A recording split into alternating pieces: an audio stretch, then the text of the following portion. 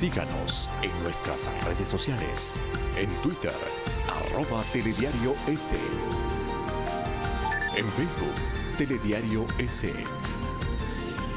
Y en la señal internacional de Ecuador TV para Estados Unidos, a través del paquete latino de DirecTV en el canal 457. Y también vía streaming para el mundo por www.ecuadortv.es. ¿Cómo están? Muy buenos días, amigos y amigas de todo el país. Estamos ya con ustedes a través de las señales de Ecuador TV y Gama Visión para presentarles las noticias, los hechos más relevantes de las últimas horas. Diana, buenos días. ¿Qué tal, Sofía? Amigos televidentes, muy buenos días. Arrancamos ya de inmediato con los titulares. Bienvenidos. El presidente de la República, Lenín Moreno, y varios jefes de Estado hablaron sobre Venezuela en la Asamblea de la Organización de Naciones Unidas, que se desarrolla en Nueva York, Estados Unidos. Y las reformas a la Ley de Comunicación se debaten en la Asamblea Nacional. En la propuesta se incluye la eliminación de la Superintendencia de Información y Comunicación, Supercom. La jueza Daniela Camacho declaró la validez del proceso sobre el caso del secuestro de Fernando Balda. El fiscal general pidió llamar a juicio al expresidente Rafael Correa y 3 procesados más como autores de los delitos de asociación ilícita y plagio. Y en lo internacional, la Policía de Colombia confirmó la captura de Diego Fernando Castillo Taycuz, alias Perro, jefe militar del Frente Olivar Sinisterra y hombre de confianza de Guacho.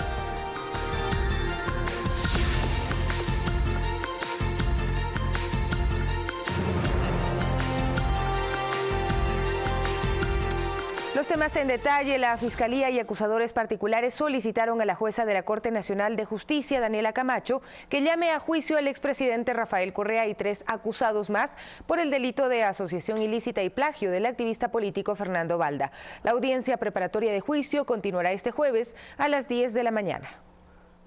Durante la jornada de este martes de la audiencia preparatoria de juicio sobre el caso Balda, la Fiscalía General del Estado presentó los elementos de convicción para sustentar el posible procesamiento penal del expresidente Correa, del exsecretario general de Inteligencia Pablo Romero y de los agentes Raúl Chicaiza y Diana Falcón, quienes de acuerdo al Ministerio Público son los autores del delito de asociación ilícita y plagio del activista político Fernando Balda, hecho acaecido en Bogotá el 13 de agosto del 2012.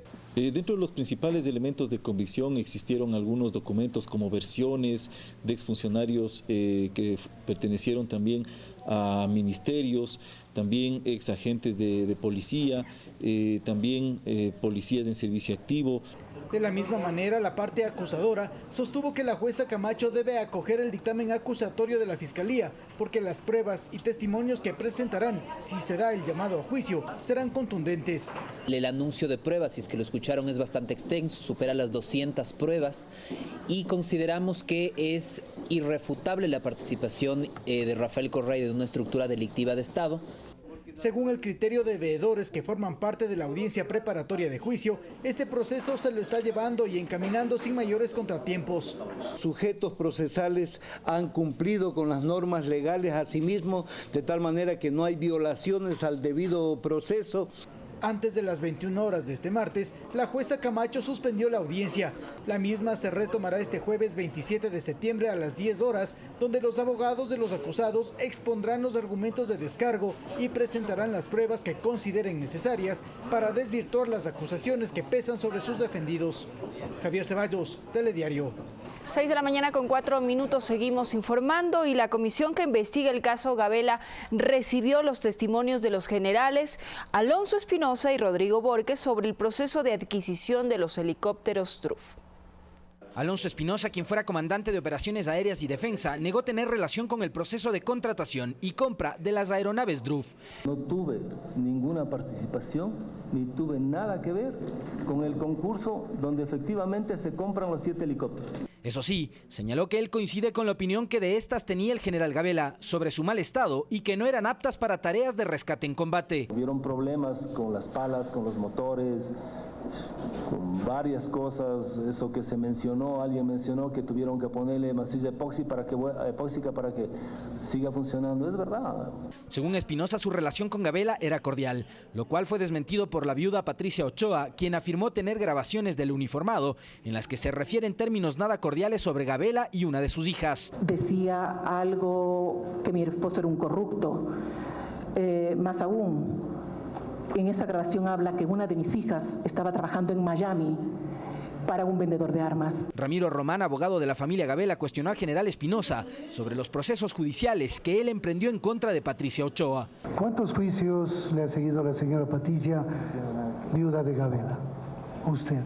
A ver, ¿qué es lo que haría usted como abogado? Lo menos que hace es cuando le manchan su honor. Yo estoy preguntando, general, conteste. ¿Ha seguido juicios a la señora? Primero, ¿sí o no? usted no me ordena ¿sí o no, a mí nada. general? Usted no me ordena a mí nada. A esta hora rinde su declaración Rodrigo Bohórquez, quien fue comandante de la FAE y quien presidía el comité de contrataciones. Alexis Moncayo, Telediario. 6 de la mañana con 6 minutos. Ahora les contamos que Julio César Trujillo como presidente y Pablo Celi como vicepresidente serán las autoridades en presidir la función de transparencia. Este organismo no se había reunido durante el proceso de transición. Aseguran que hablar de transparencia para un Estado debe ser algo general y no solo para una función o las entidades que la conforman.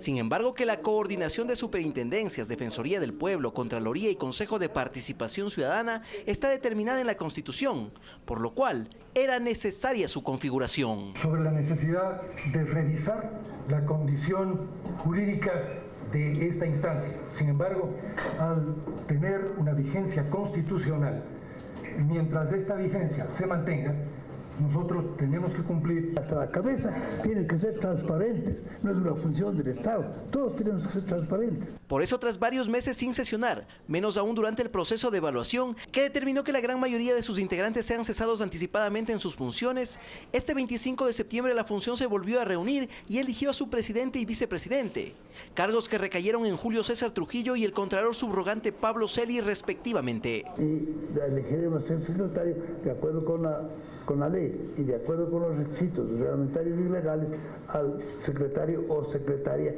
de esta institución. No obstante, esta reconfiguración de la función de transparencia es fundamental para avanzar con el proceso de selección de los jueces que conformarán la Corte Constitucional, organismo actualmente en vacancia. Uno de los elementos claves de ese proceso es que la función de transparencia y control social sea quien designe, por un lado, los miembros de la comisión calificadora para designar a los jueces y también proponga los nombres que al menos de esta función va a presentar para integrar después del concurso respectivo la Corte Constitucional. Una de las prioridades dentro de este proceso de reinstitucionalización del Estado. Alex Llanos, Telediario.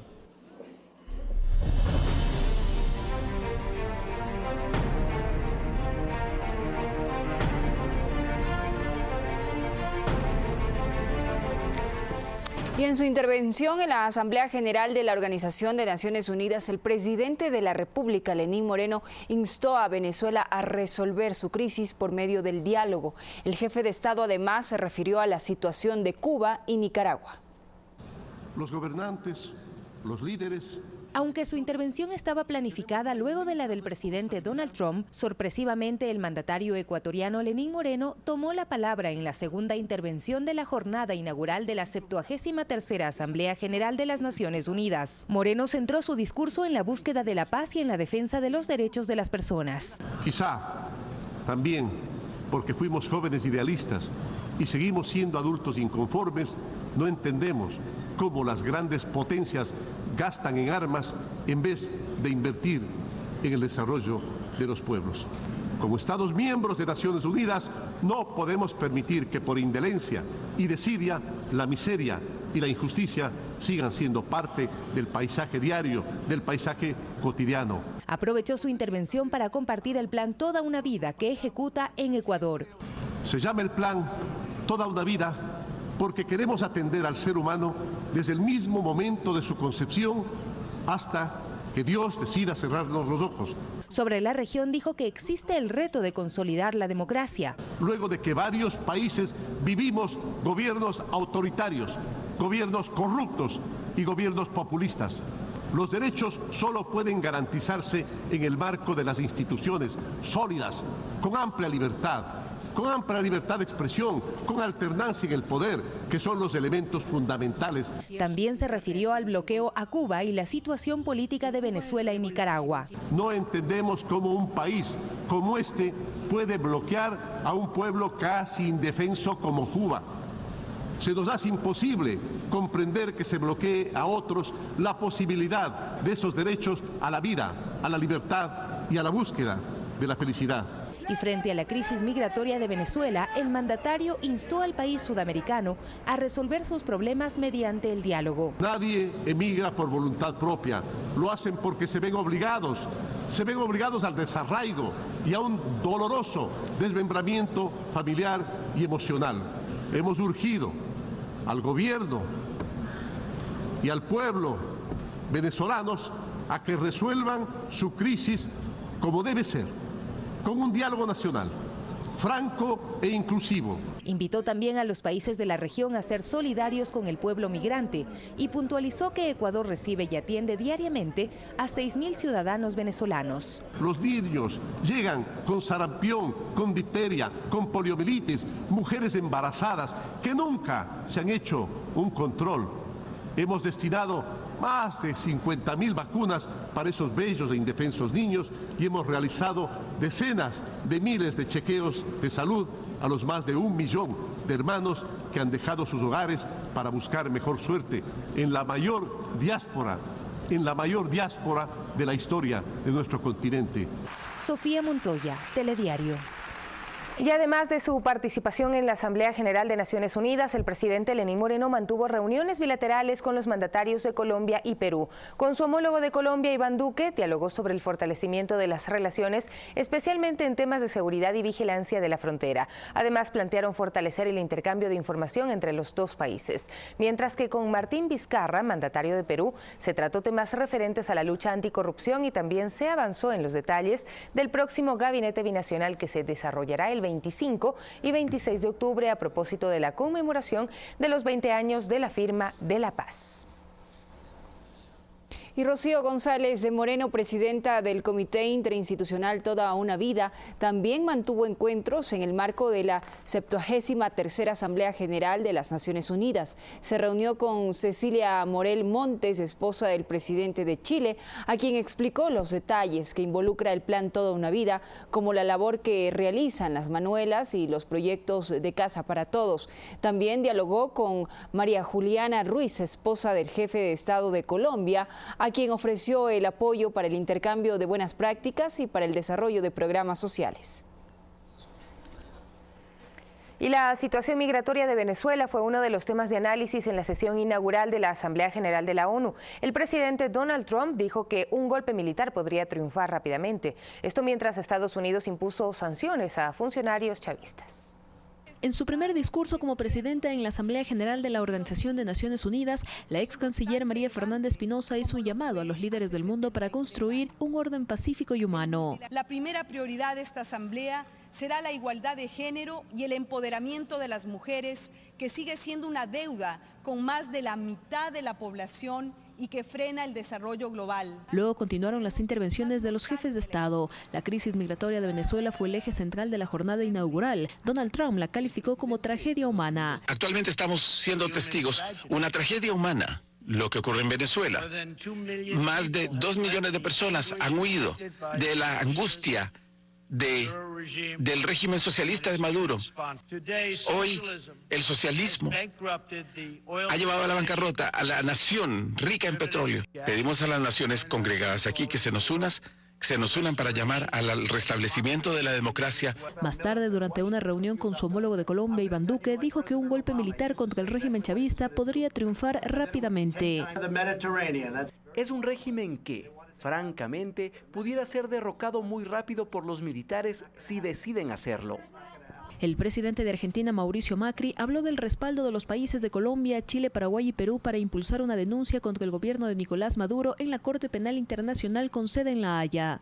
La Argentina llevará a la Corte Penal Internacional la situación relativa a los crímenes de lesa humanidad de la dictadura venezolana. Paralelamente, el vicepresidente Mike Pence anunció nuevas sanciones impuestas por el Departamento del Tesoro contra funcionarios venezolanos, entre ellos el titular de la Constituyente Diosdado Cabello, el secretario de Comunicación Jorge Rodríguez, la vicepresidenta Delcy Rodríguez y la primera dama Cilia Flores. Si ustedes quieren atacarme, atácanme a mí, pero no se metan con Cilia, no se metan con la familia, no sean cobardes. Voy a solicitar al sistema de Naciones Unidas que apoye a Venezuela para apoyar a sus migrantes en el plan de vuelta a la patria. La Casa Blanca anunció un paquete de ayuda humanitaria de $48 millones para los refugiados venezolanos que serán destinados a Ecuador, Colombia, Perú, Brasil, Trinidad y Tobago y Costa Rica. Fanny Lara, Telediario. 6 de la mañana con 15 minutos y el presidente de Venezuela, Nicolás Maduro, ordenó la militarización de la zona de Táchira en la frontera con Colombia. En un video difundido por la Guardia Nacional Bolivariana se observa un contingente de uniformados fuertemente armados al mando del general Remigio Ceballos, jefe del comando estratégico de ese país, para hacer un reconocimiento de ese sector venezolano. Estos hechos alarman a las poblaciones cercanas a la frontera. Y una intervención internacional o militar es lo que piden los migrantes venezolanos para retornar a su país ante la negativa de su gobierno de reconocer la crisis humanitaria por la que atraviesa. El éxodo venezolano no para, aunque el número es inferior al mes de agosto. Un promedio de 2.300 migrantes ingresan al Ecuador por Rumichaca diariamente. Entre ellos está Luis León, a quien se le complicó el panorama laboral. Él es chofer profesional y no puede abastecerse de combustible porque no cuenta con el carnet de la patria. Por eso tuve que dejar mis vehículos allá y no los censé y dije que no, hasta que salga este gobierno. Si sale, me regreso a mi país. El conductor y otros migrantes venezolanos aseguran que el panorama económico en Venezuela es cada vez más incierto. Quieren una intervención inmediata desde cualquier organismo. Para que ayude al pueblo venezolano, porque hasta el momento no ha podido salir de esa situación por sí solo. Entonces debería haber una ayuda, pero estamos en eso y lo que no podemos, bueno, intentamos emigrar hacia otros países para un mejor futuro de nuestra familia. Sería una buena opción en una intervención militar. De momento, retornar de forma definitiva a Venezuela es una opción que no está entre los planes de este grupo de migrantes. Yo regresaría ya cuando me vea estable y voy a buscar a mi bebé. Los ciudadanos venezolanos reciben ayuda de organismos internacionales como la Cruz Roja, con el servicio de internet, llamadas telefónicas y atención psicológica. Se están consumiendo un aproximado de 1.200 a 1.400 litros de agua diarios y un promedio de 50 a 40 personas que reciben apoyo psicosocial. El próximo domingo finaliza la emergencia decretada por el gobierno ecuatoriano para atender el flujo migratorio. Lucy Jiménez, Telediario. Más noticias, 6 de la mañana, 18 minutos. En otro ámbito de la información, tenemos detalles del debate que se desarrolló en la Asamblea Nacional sobre la ley de comunicación. Nunca más periodistas sancionados. Fue el mensaje que dio Jorge Corozo, asambleísta ponente de las reformas a esta normativa. Este martes el Pleno de la Asamblea se convocó para el primer debate de las reformas a la Ley de Comunicación. Se presentaron 14 proyectos, incluyendo el del Ejecutivo. Uno de los aspectos más importantes es el de la eliminación de la Superintendencia de Comunicación. La Superintendencia de Comunicación inició 817 procesos a medios de comunicación. Desde entonces ha recaudado más de $500.000 por multas y sanciones. El mensaje del legislador ponente Jorge Corozo fue en defensa de la libertad de expresión y del trabajo de los comunicadores. Nunca más, ningún canal, ningún periodista, ningún comunicador sufrirá o tendrá una sanción económica en esta ley de comunicación. Sin embargo, dentro del propio bloque de gobierno existe inquietud. No lucen del todo convencidos con respecto de la autorregulación de los medios. Pero también hay preocupaciones de varios legisladores de que esto pueda dejar una ausencia de regulación. Marcela Holguín, vicepresidenta de la Comisión de Derechos Colectivos, sala que tramitó el informe, mostró su preocupación de que en el futuro existe una judicialización contra los periodistas al no existir un ámbito administrativo para la resolución de conflictos. Porque ya no va a haber de por medio medidas de conciliación. En esta ocasión, representantes de los medios de comunicación fueron recibidos por el Pleno en Comisión General, donde también expresaron sus observaciones. Ellos insisten en la renovación de las frecuencias. Si un radiodifusor pierde la frecuencia con la que opera, pierde también y para siempre su forma de vida y su medio de sustento. De aquí, Derechos Colectivos deberá recoger y sistematizar las observaciones de cara al segundo debate y votación del proyecto. Alexis Moncayo, Telediario. Y es que las reformas a la ley de comunicación que este martes comenzaron a tramitarse en la Asamblea son calificadas como positivas. Sin embargo, aún existirían temas que podrían mejorar de cara al segundo debate. Conozcamos el punto de vista de Danilo Silva y César Ricaurte.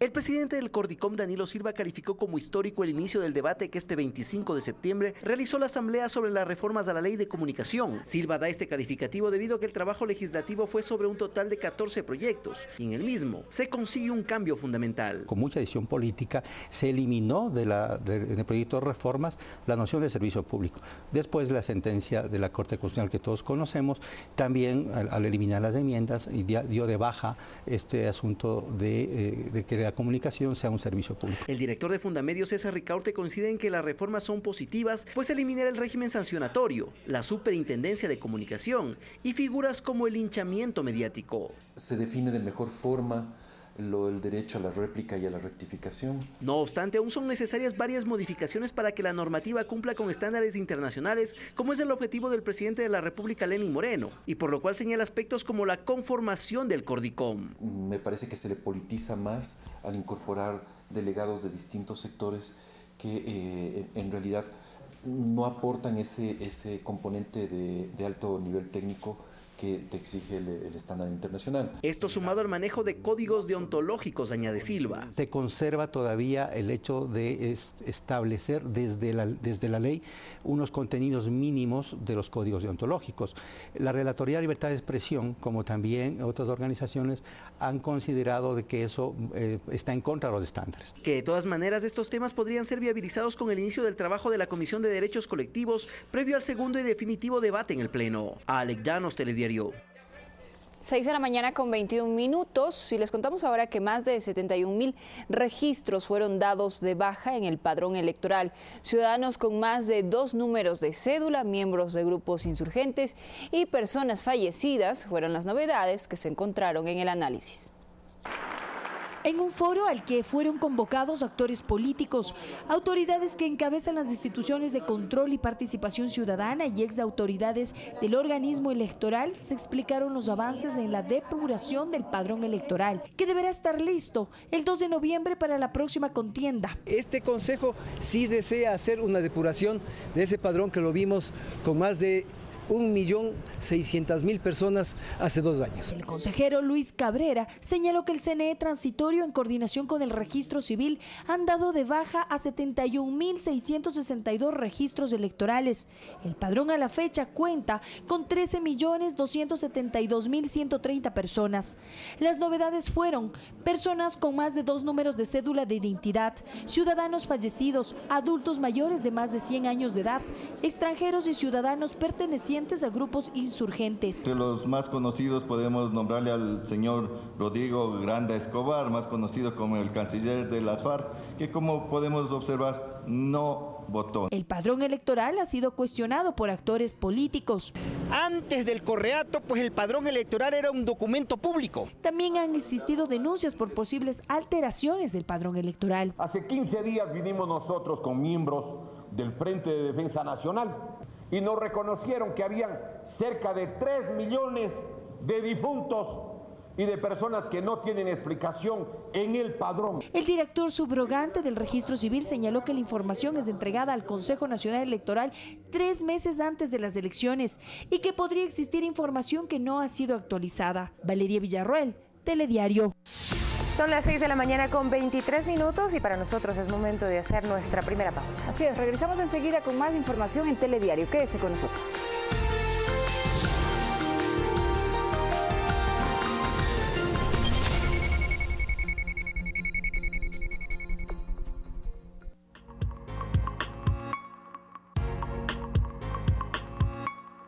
Frontalidad y credibilidad son sus armas para afrontar los embates del poder. Las autoridades no son nuestros jefes. Sin prensa independiente no hay democracia. Tania Tinoco nos acompaña este domingo en Derechos Reservados, periodismo sobre periodismo. Este domingo a las 9 de la noche por Ecuador TV.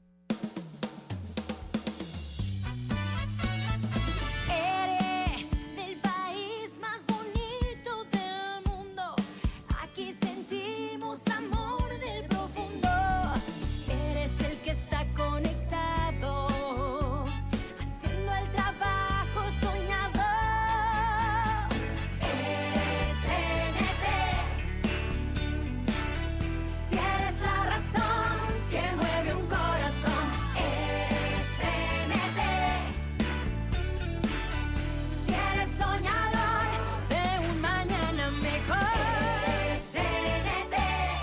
CNT, lo que eres nos hace grandes. Es demasiado aburrido. Hola amigos, soy Ricardo Pita y los invito este sábado a vivir un momento de relax y emoción en Esta es mi canción. Seguir y seguir la huella, andar y andar los caminos. Esta es mi canción. Sábado 8 p.m. por Ecuador TV. El fin de semana tiene 2 reglas que se deben respetar. Se trata de principios. Número 1, familia. Y número 2, cine. ¿Listo para ser transformado? Cine familiar. Estreno 29 de septiembre a las 4 de la tarde por Ecuador TV. La capital del Ecuador fue reconocida hace 40 años como Patrimonio Cultural de la Humanidad. Pretendo explorarla desde sus rincones más insospechados en 12 días. Esto es Quito 4012. Este sábado a las 8:30 en punto. Por Ecuador TV.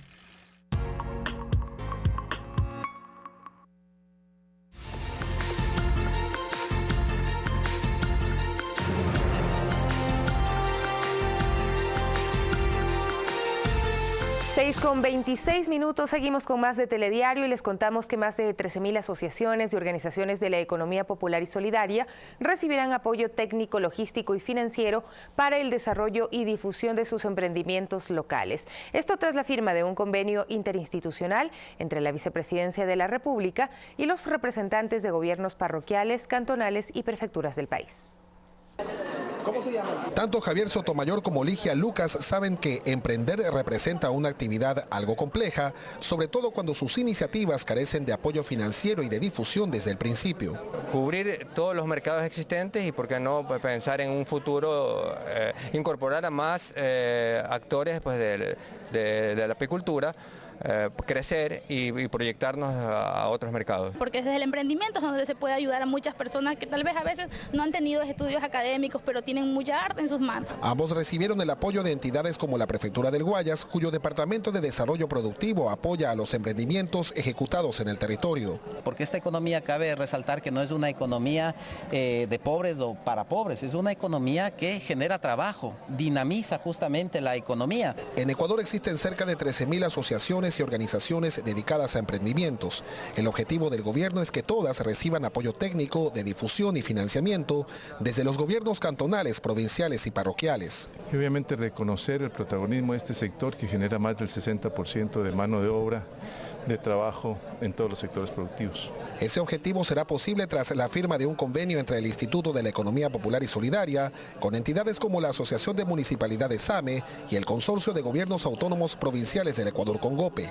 Articular directrices que permitan, insisto, en todos los niveles de gobierno, articular acciones en conjuntos en beneficio de este importante sector de la economía nacional. Promocionar a nivel local la economía popular y solidaria, buscar de alguna manera reforzar en cuanto a la creación de nuevas microempresas, sectores productivos. A través del convenio se diseñarán y promoverán instrumentos de fomento, promoción e incentivos a favor de las organizaciones de la economía popular y solidaria. César Eduarte, Telediario.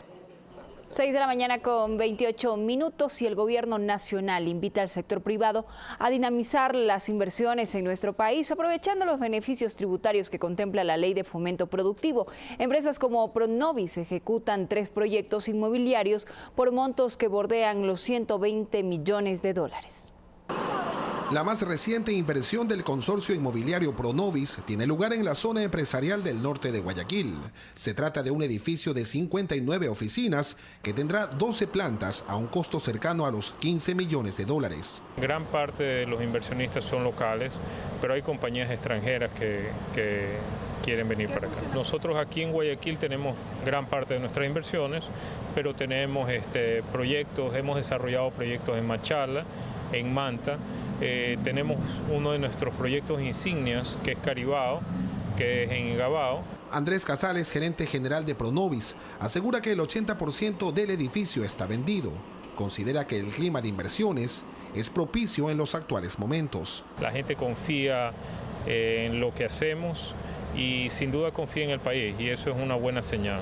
Pablo Campana, ministro de Comercio Exterior e Inversiones, cita a la Ley de Fomento Productivo como el aporte más importante del sector público para dinamizar y despertar el interés de las inversiones privadas. 90% del empleo ecuatoriano es generado por el sector privado, que es quien tiene que dinamizar la economía en el país. Y por eso estamos apoyando desde el Gobierno Nacional, liderado por el presidente Lenín Moreno Garcés, con políticas públicas que sean en pro, en favor de la inversión, de nuevas industrias, de la producción, de la generación de fuentes de empleo y del bienestar de los ecuatorianos. La normativa, por ejemplo, exonera por 12 años del pago del impuesto a la renta a las nuevas inversiones productivas fuera de Quito y Guayaquil.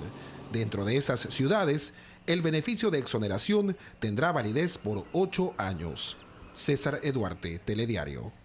6 de la mañana con 30 minutos, les contamos que más estudiantes se suman al proyecto Mi Primer Empleo. 30 jóvenes ingresarán a la multinacional Huawei para realizar sus pasantías. 400 empresas privadas forman parte de esta iniciativa que busca fomentar el trabajo digno. Más de 400 empresas privadas forman parte de los programas Mi Primer Empleo y Empleo Joven en el país para insertar laboralmente a los estudiantes y egresados de las instituciones del sistema de educación superior. Esta vez la multinacional Huawei recibió 30 pasantes que trabajarán a lo largo de 6 horas diarias bajo este beneficio. A disposición del presidente vamos a devolver mes a mes el 100% del sueldo. No deberán devolver los dineros siempre y cuando, terminada la pasantía, estos estudiantes sean contratados como trabajadores, digamos, de manera permanente. Margarita es estudiante de la Politécnica del Ejército y nos cuenta lo difícil que es conseguir un empleo cuando aún no se tiene experiencia. Que es bastante complicado porque incluso nos piden años de experiencia, los cuales nosotros no contamos. Estamos recién terminando nuestras carreras universitarias y este proyecto nos ayuda mucho, ya que de esta forma nosotros podemos mostrar las capacidades. El titular de la cartera de trabajo, Raúl Ledesma, confía en que este tipo de acuerdos entre instituciones públicas y privadas sean iniciativas para fomentar el empleo, sobre todo con los incentivos y seguridad jurídica desde el gobierno central. Pero es una respuesta para mejorar los niveles de empleabilidad, una respuesta que incentiva y que promueve el empleo digno, el empleo formal. Invitamos anualmente a 10 estudiantes ecuatorianos universitarios a China para capacitarlos en las últimas tecnologías. Desde el 1 de octubre se habilitará nuevamente la plataforma en la página del Ministerio de Trabajo para los jóvenes que quieran postular y participar de este proyecto. Fanny Lara, Telediario. 6 de la mañana con 32 minutos y cambiamos de tema. El sector de Los Bastiones en Monte Sinaí se convirtió en tierra de migrantes, no solo para quienes vienen de otras provincias, sino también para familias venezolanas que encontraron un refugio. Según la Secretaría Técnica de Prevención de Asentamientos Humanos, se ha incrementado el índice de emigración irregular.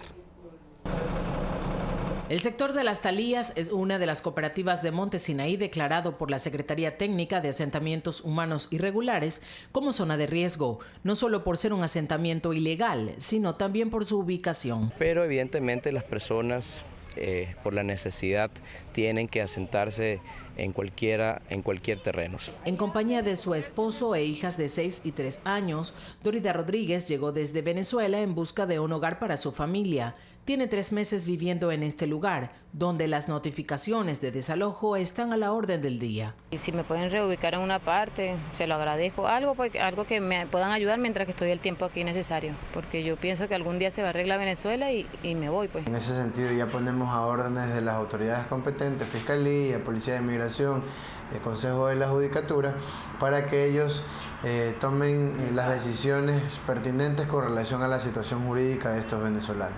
Ustedes saben que la ley 88... Paola Andrade vive pendiente de los operativos, pues esta no es la primera vez que experimenta un desalojo. Por ello, la Secretaría del Estado ejecuta controles permanentes, socializando con cada ciudadano las sanciones y consecuencias de habitar en estas tierras que carecen de servicios básicos. Una mujer y uno tiene miedo, y yo más miedo por mi niña, ¿sí me entiende? O sea, de que me tumben con mi niña adentro, qué sé yo. Nosotros le damos un término de 48 horas a las personas para que las personas se acerquen con algún tipo de de información o en este caso algún sustento legal del por qué están asentados. En lo que va del año se han identificado cerca de 1000 nuevas construcciones en las cooperativas Las Talías y Ciudad de Dios, lo que ha llevado a las autoridades a trabajar en la judicialización de los casos para los traficantes de tierras. El otro día nos llevamos 22 detenidos en esta zona de seguridad. Ya tienen sentencia 10 de esos 22 detenidos por un procedimiento abreviado al que se cogieron. Las inspecciones también han permitido controlar el paso de materiales de construcción hacia los terrenos. En los próximos días se realizarán sobrevuelos para verificar si las viviendas existentes cuentan en los registros. Guadalupe Ayoví, Telediario. 6:35 minutos. La Alcaldía de Guayaquil y el Ministerio de Vivienda suscribieron un convenio que permite la legalización de tierras en Monte Sinaí. El acuerdo se ejecutó a través de la estrategia del diálogo que impulsa el Gobierno Nacional y beneficiará a cerca de 28.000 familias.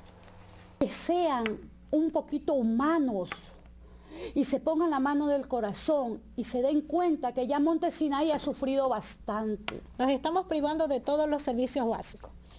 Agua potable, alcantarillado, luz eléctrica, telecomunicaciones y esto... El clamor de Xiomara Jara y Jenny Pinto hoy ha sido escuchado después de vivir años en Monte Sinaí. Su deseo de tener un terreno legalizado es una realidad gracias al convenio suscrito entre el Ministerio de Vivienda y la Alcaldía de Guayaquil. Es en los términos de la ley para los que están asentados y para los que exigen. Ni esta alcaldía ni el gobierno nacional van a auspiciar invasiones nuevas ni ningún avivato que pretenda inmiscuirse. La acción permitirá al municipio legalizar a los posesionarios actualmente registrados y que no habiten en zonas de riesgo. La ejecución será mediante georreferencia y beneficiará a cerca de 28.000 familias. Una tarea conjunta que busca fortalecer el plan gubernamental Casa para Todos. Pues Casa para Todos necesita que la agenda tenga sus terrenos propios y ese es el mandato del presidente para lograr intervenir y poder trabajar con ellos ya en su comunidad y poder tener hasta casas dignas. Por su lado, el alcalde de Guayaquil, Jaime Nebot, recalcó cuáles son los alcances de esta legalización. A legalizar y entregar los títulos a los habitantes de Monte Sinaí, sector del gobierno, porque el Monte Sinaí, sector municipal, tiene todos sus trámites en orden, toda su obra pública marchando. De la mano se continuará trabajando con la veeduría para el cumplimiento de la Ley 88 en Monte Sinaí, que permitirá legalizar la tenencia de tierras y proyectar planes de vivienda de interés social, equipamiento y comercio. Guadalupe Ayoví, Telediario. 6:37 a.m.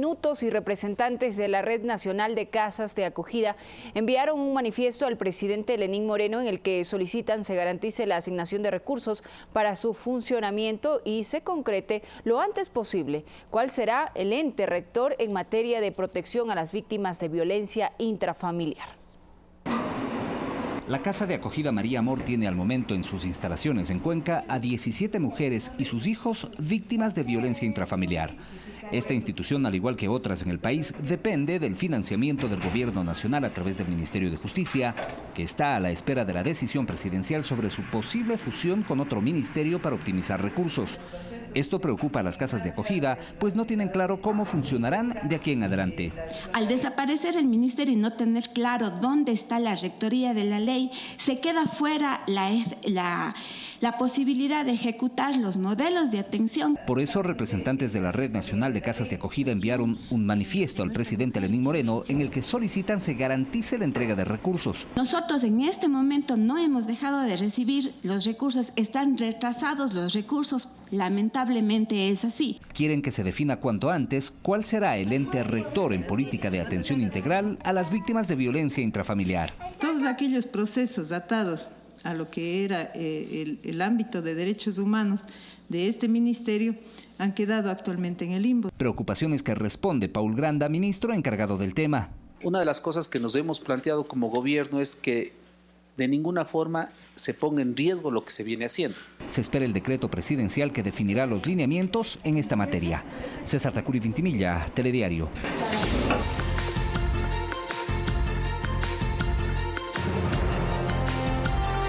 Y en Colombia se cierra el círculo contra alias Guacho. La tarde de este martes, la policía informó de la captura de Diego Fernando Castillo Taicús, conocido como alias Perro, quien era el jefe militar del Frente Oliver Sinisterra. Según informes de inteligencia, él es el hombre de confianza de Walter Patricio Arízala. Junto a alias Perro se detuvo además a su compañera sentimental Julia Adriana Landázuri, de nacionalidad ecuatoriana. El operativo se realizó en la zona rural de La Guayacana, en Nariño, frontera con Ecuador. Alias Perro habría participado de varios ataques con explosivos contra la fuerza pública, entre ellos el del pasado 18 de marzo, que dejó un soldado muerto. 6 de la mañana, 40 minutos, y en Argentina continúa el paro general que convocó la Confederación General del Trabajo con apoyo de las mayorías de los gremios y sindicatos del país. Este martes, las calles de las principales ciudades amanecieron con una inusitada tranquilidad, dando así inicio al cuarto paro contra el gobierno de Mauricio Macri, medida de hecho que se refleja especialmente en la ausencia de transporte público. En medio de la crisis social que vive el país, el presidente del Banco Central de Argentina, Luis Caputo, renunció a su cargo, hecho que se dio en el proceso de renegociación del gobierno con el Fondo Monetario Internacional.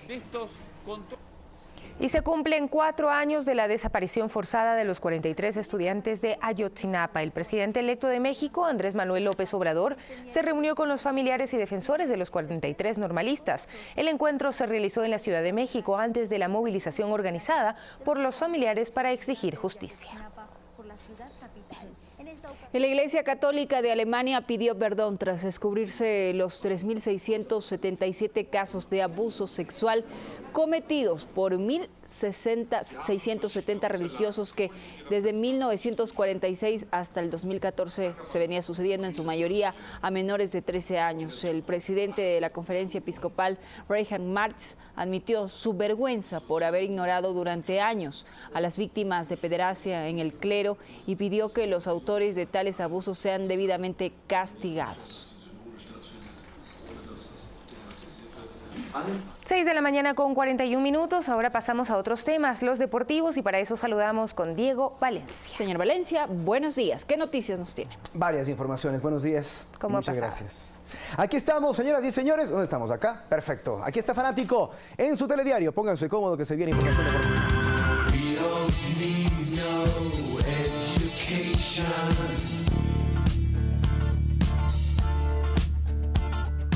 We don't need no thought control.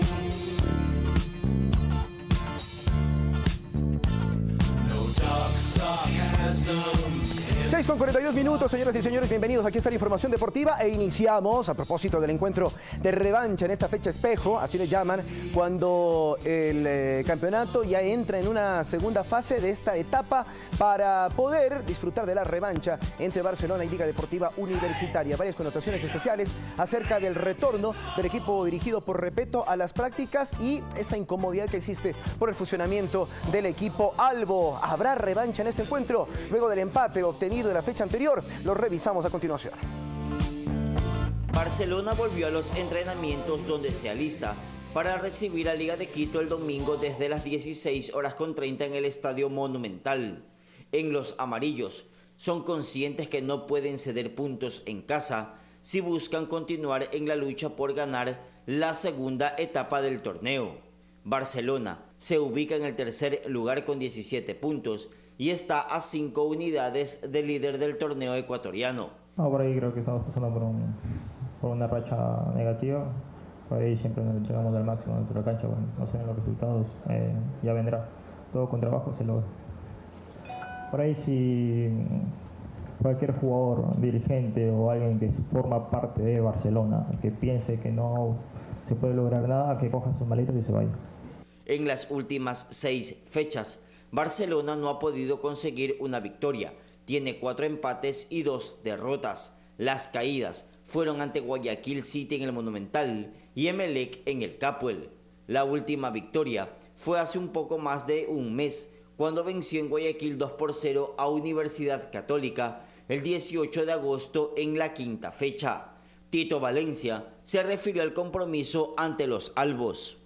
No, corregir, creo que todos vieron que le iba a proponer, como siempre lo quiere el profe.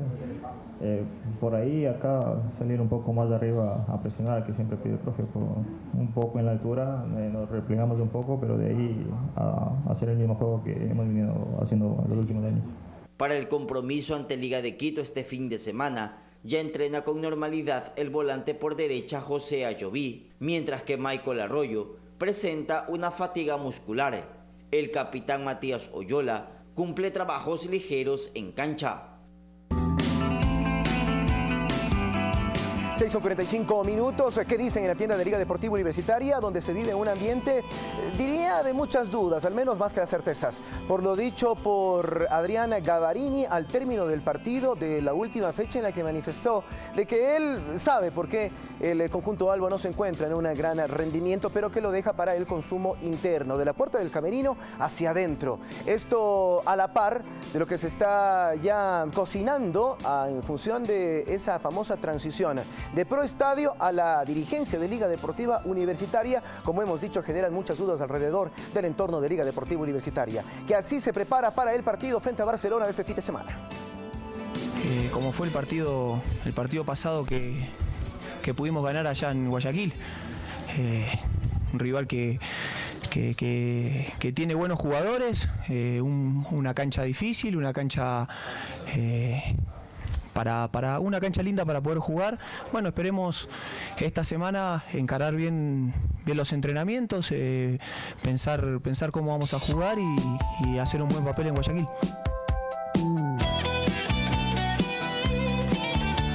La cara de preocupación y también cierto optimismo de Gavarini, vamos a cambiar de tema, porque también desde el último fin de semana se generó nuevamente este debate alrededor de jugar o no entre las 10 y 16 horas en la capital de la República. Varias voces, no solo por los intereses deportivos, quién sabe si también económicos, sino y principalmente por temas de salud, se han dejado volver a escuchar. Me refiero, por ejemplo, a la del juez Omar Ponce, quien ha empezado a tener problemas en su piel y dice ha recibido la orden médica de realizarse una biopsia que, como ustedes saben, es determinar o no qué cantidad de células cancerígenas pueda tener en su cuerpo, en su piel en este caso. Ayer también Santiago Escobar, a través de la señal de Pública FM en el programa Fanático Radio, habló acerca de esa agilidad que tuvieron los jugadores de la Universidad Católica el momento de enfrentar a Técnico Universitario en el partido de lunes por la noche. Guillermo Almada lo hizo el fin de semana. En definitiva, es un tema que debería tratárselo con toda la seriedad del caso y que se llegue a una decisión definitiva si es que se juega o no entre las 10 y 16 horas en ese sol canicular de los medios días, principalmente en la Sierra Ecuatoriana. Más información acerca de esta nota que propone el debate. Debemos tener toda esa pelea contra el cáncer, ¿no? La Asociación de Dermatología, no solo aquí, sino en cualquier lugar, no se debería permitir jugar a las 12. Acá hay que despojarse de los intereses. Por eso le digo, hay que despojarse de los intereses. Porque, por ejemplo, acá cuando la Conmebol dijo, no vamos a permitir partidos en altura, Hugo, ¿cuál fue el lema que salió? Se juega donde se vive, dijeron, ¿no? Primero, crear conciencia en los dirigentes o en las personas que ponen los horarios en los partidos. Aquí no estamos hablando, como usted dijo, de altura o costa o de tierra, aquí estamos hablando de la exposición al sol. Es el tema que copó las tapas y programas deportivos de nuestro país en el arranque de semana. El duelo entre Liga y Barcelona despertó una nueva polémica, lejos de lo deportivo pero pegado a la realidad de todos. ¿Se debe o no jugar al mediodía en el campeonato nacional? Para el domingo 23 de septiembre, la programación de la jornada dictaminó que el partido entre Liga y Barcelona tendría lugar desde las 12 del mediodía. Horario tradicional en Quito, el cual está muy arraigado a los hinchas del fútbol capitalino, pero que causa muchos problemas a la salud de los intérpretes y asistentes que forman parte del espectáculo deportivo. Que la federación o la liga profesional hagan la reunión de ellos habitualmente a las 12 del mediodía en cualquier estadio y que se pongan al sol como nos hacen exponer a todos, cuando todos sabemos que da cáncer de piel. El Instituto Nacional de Meteorología e Hidrología, INAMI, advirtió sobre los muy altos índices de radiación ultravioleta que se iban a presentar el pasado domingo en el país. Uno de los puntos que más afectado iba a resultar por los altos niveles de rayos UV era la capital, Quito. Permanecer en la sombra, protegerse de los rayos solares con ropa de manga larga y evitar los colores oscuros son algunos de los consejos para evitar la exposición que puede derivar en complicaciones de salud como cáncer de piel. En esta ocasión, para evitar más polémica con ese tema, este encuentro se designó para el mediodía y así respetar el horario habitual de domingo en el que Liga ha jugado a lo largo de su historia. Hace menos de un mes, Liga lanzó una campaña contra el cáncer donde la prevención era el detalle más importante. ¿Contradictorio? No quiero polemizar, ¿no? No quiero entrar a contradecir lo que pueda decir Almada, que es compatriota, tengo muy buena relación con él. Lo único que puedo decir es que altura hay y clima hay en Perú, en Colombia, en Chile, en todos lados se juega con altitud, en Bolivia, que estuve, creo que en todos, no sé qué país, Uruguay se salva y Argentina y capaz que Brasil, después en todos los... Y bueno, y a veces cuando vas abajo también te cuesta, ¿no? El polémico horario del mediodía en Quito, un horario que trae complicaciones a la salud. Omar Ponce, árbitro profesional del campeonato nacional, es el primero que ha sufrido consecuencias directas en su piel por los altos niveles de rayos UV en los que debe trabajar. La doctora me hablaba y decía que realmente el bloqueador ayuda, pero mejor ayuda a hacer la actividad en horas donde recomiendan todos los dermatólogos. Entonces esto ya, yo creo que los jugadores, prensa, los técnicos, yo veo y escuché que el director técnico de Barcelona se quejó por eso. Entonces yo creo que esto es un trabajo de todos. Todos tenemos que arrimar y no esperar consecuencias graves más adelante. Nos despedimos, no sin antes invitarles a que continúen también siendo parte de este debate tan importante a propósito de jugar en la altitud y al mediodía. Situaciones y circunstancias que están afectando seriamente a la piel de los protagonistas y también de los aficionados que asisten a los estadios. Existirá ya una propuesta en firme para que se juegue en horarios que vayan más allá de las 16 horas. Es un tema pendiente, un capítulo pendiente dentro de esto que ya se está convirtiendo en una novela. Le damos la bienvenida al señor Eduardo Califé porque llega primera impresión, el momento de las entrevistas en Telediario. ¿Qué tal, Eduardo? ¿Cómo estás? Buen día, Diego. Gracias por la información deportiva. Gracias, amigas y amigos, por seguirnos, por continuar en nuestra sintonía. Hoy nos acompañarán en primera impresión Javier Lazo Guerrero, ministro de Agricultura. Con él evaluaremos el trabajo al frente de esta cartera de Estado a un mes de haber asumido el cargo. Además, estaremos tomando contacto con Linda Machuca, cónsul general de Ecuador en Nueva York. Con ella tendremos detalles acerca de la participación del presidente Lenín Moreno y de su equipo de trabajo en el periodo de sesiones número 73 de la Organización de Naciones Unidas y también alguna referencia a la reunión que el presidente mantendrá con comunidades de migrantes en los Estados Unidos. Y finalmente, Ricardo Nicolalde, secretario de Asentamientos Humanos Irregulares. Con él abordaremos el tema de la política en esta materia, sobre todo de cara a los desalojos que se esperan en Monte Sinaí y al convenio con el municipio de Guayaquil para la regularización de miles de asentamientos en esta zona. Temas e invitados de esta mañana en Primera Impresión. Buenos días.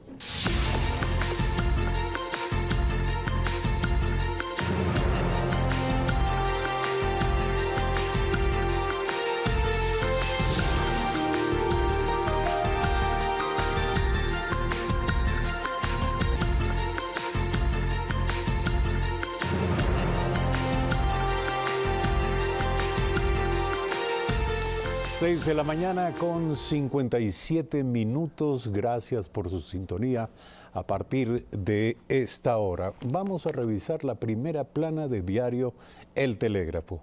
El Telégrafo en esta mañana nos dice: la primera información se refiere a que los radiodifusores insisten en que se elimine el concurso de frecuencias. Además, diario El Telégrafo nos informa acerca de un tema que estaremos abordando en esta emisión: el acuerdo entre el MIDUBI y la Alcaldía de Guayaquil para legalizar Monte Sinaí. En el Salón de la Ciudad, el ministro de Vivienda Javier Torres y el alcalde Jaime Nebot acordaron regularizar 13.000 predios. Eso permitirá que la población de este sector acceda a obras y a servicios. Y finalmente, Con gran despliegue gráfico somos Naciones Unidas para cambiar la historia del pueblo, dice el presidente Lenín Moreno ante la Asamblea General de las Naciones Unidas. Allí pidió una acción continental frente a la crisis venezolana y condenó enérgicamente el bloqueo a Cuba e hizo una exposición además del plan Toda una Vida. Les recomendamos entonces la lectura de Diario El Telégrafo en esta jornada. El Ministerio de Agricultura y Banecuador anunciaron varias medidas orientadas a la reactivación del sector agricultor, sobre todo del arrocero y del palmicultor. Con ellos se trabajará inicialmente en un plan de refinanciamiento de sus obligaciones y en la denominada reconversión productiva. El plan contempla 3 puntos. El primero, refinanciar las obligaciones crediticias de arroceros y palmicultores en un inicio que mantienen con Banecuador. Hay que comentarles que Banecuador, más o menos la dinámica de la colocación, el 60% de la colocación de Banecuador está destinado a los sectores productivos, especialmente al sector agrícola. De esto, un 25% es colocado especialmente en los sectores de arroz y maíz. Sobre este hemos colocado más de $50 millones en estos sectores correspondientes a este año y, como les mencionaba, la morosidad no supera el 3% del total de la colocación del portafolio. El segundo apunta a lograr la llamada reconversión productiva. Muy importante, por ejemplo, que los productores de palma aceitera se acojan a esta propuesta también, junto con el Ministerio de Agricultura, ayudándoles a encontrar también, y junto con la industria, ayudándoles a encontrar esas alternativas de siembra. El tercer campo de apoyo se enmarca en una estrategia de plasmar financiamiento acorde a los ciclos productivos del campesino o del emprendedor agrícola. Es decir, que su crédito pueda comenzar a pagarlo una vez que consolide los réditos de su siembra. Porque lógicamente los ciclos productivos se pegan un poco con las fechas de pago también de los créditos. Esto permitirá generar mejores ingresos y al productor cancelar sus obligaciones que le generen todas estas actividades productivas. El Banco Central avala este plan, que se extenderá oportunamente a todos los sectores del agro. Vemos que todo lo que es sector agropecuario, pesca y productivo en general, durante este último año ya se han otorgado alrededor de 1.800 millones en crédito, lo cual es un incremento en relación al año pasado y es la tercera actividad productiva más importante a la que se le está destinando crédito. Javier Ceballos, Telediario. Son las 7 de la mañana y 1 minuto. Está con nosotros Javier Lazo Guerrero, ministro de Agricultura. Buenos días, bienvenido. Gracias por estar aquí. Es la primera vez que podemos entrevistarle. Y quisiéramos comenzar por saber qué ha ocurrido en estos 30 días, desde que usted se hizo cargo del ministerio. ¿Cuáles fueron los temas conflictivos, las urgencias que usted encontró en el ministerio? Muy buen día. ¿Qué tal? Muchas gracias por recibirnos. Bueno, ha sido un mes muy difícil, realmente, tengo que decirlo. Con ciertas dificultades muy puntuales en sectores como el arrocero, el lechero, el palmero, sobre todo que atraviesa una crisis muy profunda en este momento. Pero sin embargo, siempre han sido los mismos problemas, con excepción del sector palmero. Hemos tenido mucho tiempo donde los problemas son recurrentes y no hemos podido romper ese círculo vicioso de problemas que nos afectan en nuestro desarrollo del sector agropecuario. Ahora, usted es un conocedor, tiene muchísima experiencia, tiene una hoja de vida de larga data en relación con los temas del campo, de la producción agrícola. Yo le quiero consultar, en el caso de los arroceros, ¿cuál es el problema estructural? Que se manifiesta de manera repetitiva durante los años.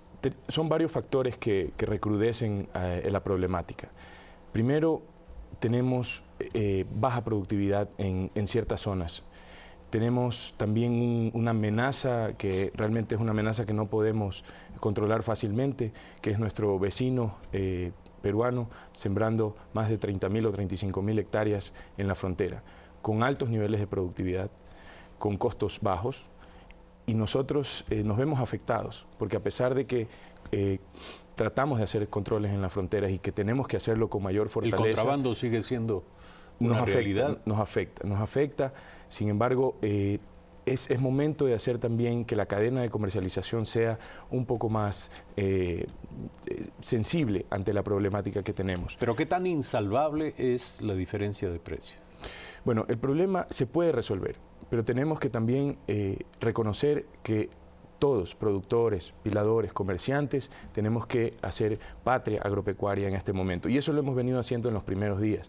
Nosotros por primera vez hemos sentado al mercado mayorista a conversar, también con los piladores, con los arroceros, de tal forma de buscar los mecanismos que nos permitan buscar una salida, que obviamente en este momento es muy difícil porque prácticamente es un incendio lo que tenemos en el sector.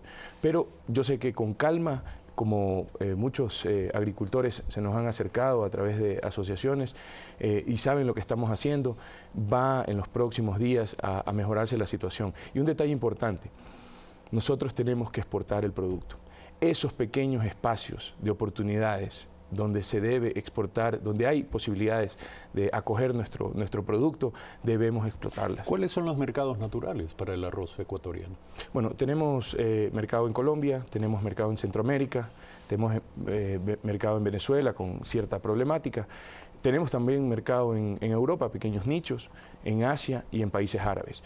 Sin embargo, son reducidos estos nichos de mercado y nosotros tenemos que ser un poco más agresivos y más creativos también. Incluso si tenemos que llegar a comerciar como se hacía antes con el trueque, debemos abrir también esas posibilidades, porque son salidas que tenemos con productos sensibles como el arroz, que nos causan una problemática socioeconómica importante en el campo. Ahí es estratégico el rol de la UNA, de la Unidad Nacional de Almacenamiento. Sí. ¿Qué ocurre en este momento? La Unidad Nacional de Almacenamientos, que ahora es una empresa pública, y antes era del Ministerio de Agricultura, realmente debe fungir como el músculo amortiguador de precios. Cuando el precio cae, pues hace su trabajo, que Pero es ha habido serios almacenar. cuestionamientos. Ha habido problemas, realmente. Hay que reconocerlo.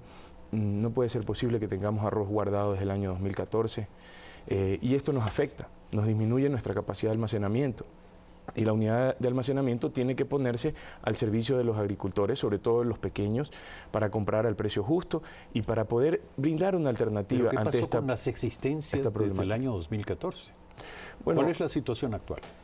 La situación no ha cambiado realmente. Estamos trabajando para cambiarla. Definitivamente tiene que haber un nuevo modelo de gestión en la Unidad Nacional de Almacenamiento y después de que pasen estos momentos complicados, ojalá que sean pronto, nosotros tenemos que revisar el modelo de gestión de la Unidad Nacional de Almacenamiento.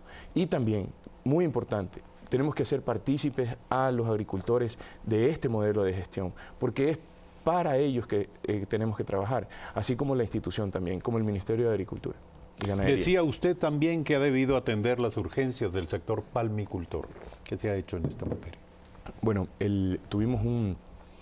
hemos tenido varios recorridos, no solo yo, sino todo el equipo humano que trabaja ahora en el Ministerio de Agricultura a nivel de subsecretarías. Y la situación es muy crítica, es profunda. Esto es el equivalente como a la mancha blanca en Camarón. Así de profundo es el problema. Pero también se suma los problemas estructurales que tiene nuestro sector agropecuario. Baja tecnología, monocultivo. No tenemos diversificación en la zona. Entonces, cuando no conducimos de la mejor manera al sector agropecuario, en este caso La Palma, con nuevas alternativas o con nuevos materiales que nos den una mayor productividad, y también cuando tenemos los precios de commodities que nos afectan nuestro mercado local, esto nos afecta evidentemente. Nosotros hemos perdido muchos años, mucho tiempo de resolver los diferentes sectores con una vista de largo plazo. Y el sector palmicultor atraviesa un problema que, en este caso, la enfermedad de pudrición del cogollo, que es un problema biológico que nos afecta, el cultivo de palma, prácticamente elimina esa unidad de producción. ¿Se puede hablar de qué porcentaje de los cultivos han sido afectados por la plaga? Bueno, los datos que tenemos, que hemos sido informados, tenemos más de 50.000 hectáreas de palma afectadas ya totalmente y con el riesgo de perder más de 115.000 hectáreas de palma en los próximos años. Y el problema es realmente profundo, porque hay agricultores que han hecho renovaciones de su plantación de palmera y han reestructurado su deuda, pero han sembrado al lado de una plantación infestada. Entonces, esto nos llama a la reflexión y nos llama también a la intervención inmediata, porque no podemos seguir en esa misma dinámica. Tenemos que brindar soluciones en diversificación, en el mismo cultivo de palma, pero con mejor tecnología, y también en la búsqueda de exportación, sobre todo para esta zona. Hay una enorme cantidad de oportunidades y diferentes alternativas para el mercado de exportación que lo necesita el Ecuador, sobre todo en nuestra situación fiscal y en nuestra economía dolarizada. Necesitamos impulsar los productos que tengan más valor económico en las fincas. Esta ha sido una primera oportunidad para conocerle, ministro, para saber cuál es el enfoque de estos primeros 30 días que imaginamos le ha tenido usted corriendo de un lado a otro. Y ya iremos abordando de manera más enfocada la situación de cada uno de los sectores clave de la agricultura ecuatoriana. Pero yo le quiero consultar para cerrar este diálogo, ¿qué es lo que usted rescata de la gestión anterior?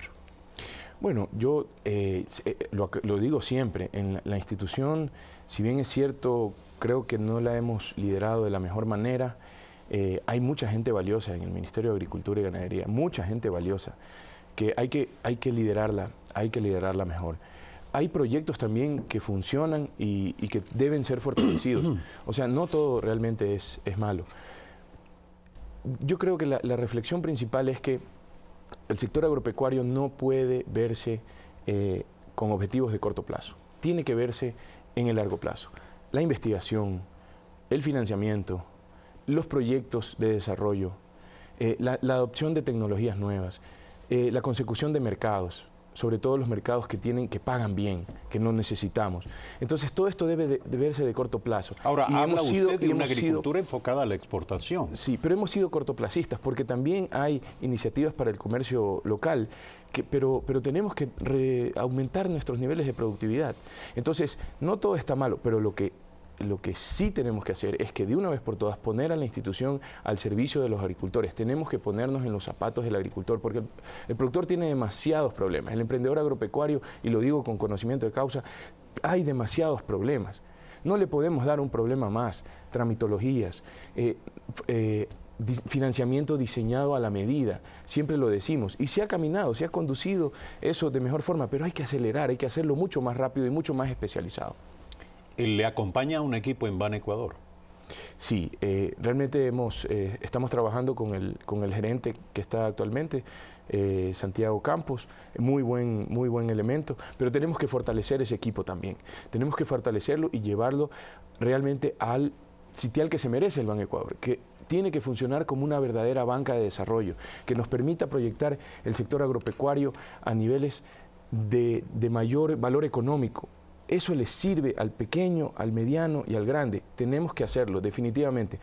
El país es un país agropecuario, tenemos que devolverle esa riqueza que necesita el sector agropecuario con creatividad, con innovación, pero sobre todo con apoyo y esperanza, que es lo más importante, que en estos momentos de dificultad y crisis tenemos que devolverle la calma al productor y que sepa que sí hay salidas para que no deje de trabajar en el campo, para que el joven, su hijo, que ya se fue, regrese, y para que su hijo, el que no se ha ido todavía, que se vaya, pero que regrese como un profesional del campo, con carreras que le permitan devolverle la riqueza a las unidades de producción. Javier Lazo Guerrero, ministro de Agricultura, esta mañana aquí en Primera Impresión. Es la primera vez que le entrevistamos, esperamos que no sea la última. Muchas gracias. Gracias por estar aquí. Hacemos un corte. Regresamos de inmediato. Estableceremos comunicación con la ciudad de Nueva York, con la cónsul general del Ecuador en esa ciudad, Linda Machuca. Ya volvemos.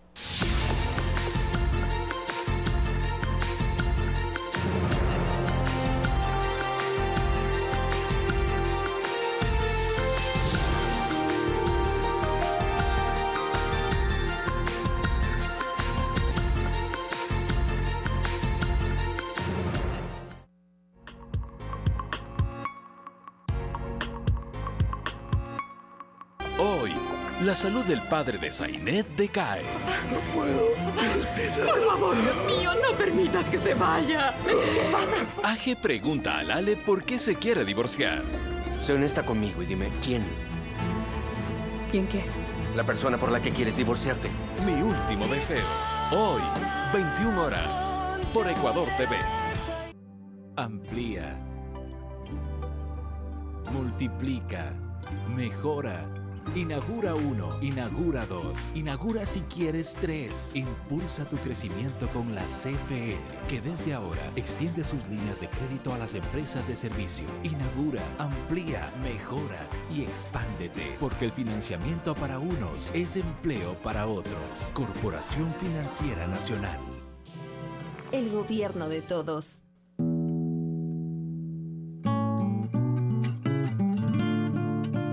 Sus canciones nos han conmovido. Sus artistas han pasado a la historia. Y sus melodías aún nos inspiran. Llega un homenaje al pasillo ecuatoriano. La música de nuestra identidad. Canción del alma. El lunes 1 de octubre, a las 10 de la noche, por Ecuador TV. Cada dato que descubrimos de este virus causa más miedo de lo que pensábamos. ¿Cómo puede ser un mosquito el animal más peligroso del planeta? Se estima que 1 de cada 2 personas murió por la picadura de un mosquito. Planeta Peligro. Este domingo a las 8 de la noche, por Ecuador TV. Es un tumor. ¿Cuánto tiempo me queda? 2 o 3 meses. Si sabes que tus hijos se quedarán solos, ¿tú qué harías? Mi último deseo. De lunes a viernes 21 horas. Por Ecuador TV.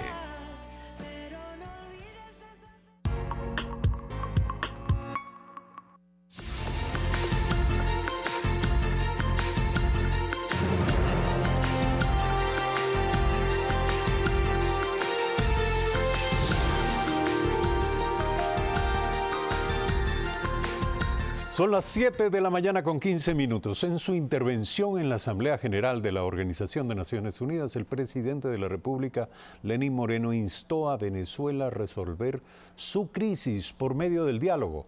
El jefe de Estado además se refirió a la situación de Cuba y de Nicaragua. Los gobernantes, los líderes. Aunque su intervención estaba planificada luego de la del presidente Donald Trump, sorpresivamente el mandatario ecuatoriano Lenín Moreno tomó la palabra en la segunda intervención de la jornada inaugural de la 73ª Asamblea General de las Naciones Unidas. Moreno centró su discurso en la búsqueda de la paz y en la defensa de los derechos de las personas. Quizá también porque fuimos jóvenes idealistas y seguimos siendo adultos inconformes, no entendemos cómo las grandes potencias gastan en armas en vez de invertir en el desarrollo de los pueblos.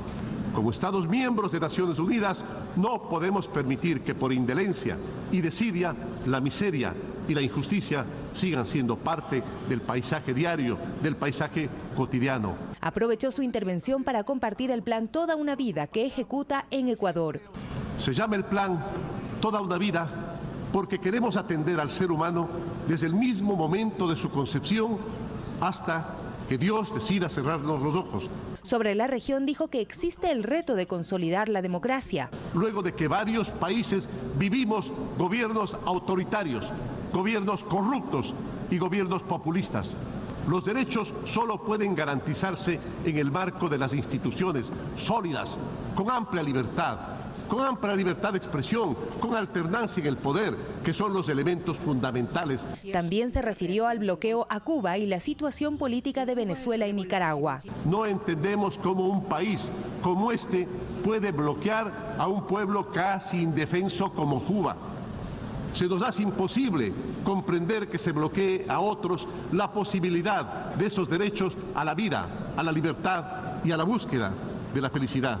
Y frente a la crisis migratoria de Venezuela, el mandatario instó al país sudamericano a resolver sus problemas mediante el diálogo. Nadie emigra por voluntad propia, lo hacen porque se ven obligados al desarraigo y a un doloroso desmembramiento familiar y emocional.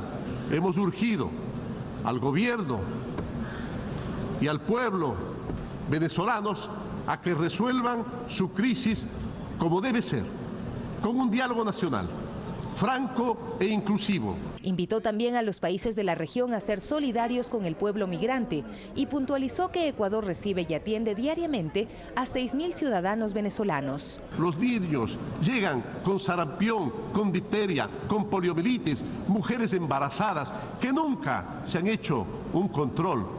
Hemos destinado más de 50.000 vacunas para esos bellos e indefensos niños y hemos realizado decenas de miles de chequeos de salud a los más de 1 millón de hermanos que han dejado sus hogares para buscar mejor suerte en la mayor diáspora de la historia de nuestro continente. Sofía Montoya, Telediario. Esa fue la intervención del presidente Lenín Moreno ayer ante la Asamblea General de las Naciones Unidas. Establecimos contacto con la ciudad de Nueva York. Ahí se encuentra Linda Machuca, cónsul general de Ecuador en Nueva York. Buenos días, gracias por aceptar este contacto. Se planificó un encuentro entre el presidente de la República, Lenín Moreno, y comunidades de migrantes ecuatorianos en Nueva York. ¿Puede usted darnos detalles sobre este evento? Buenos días.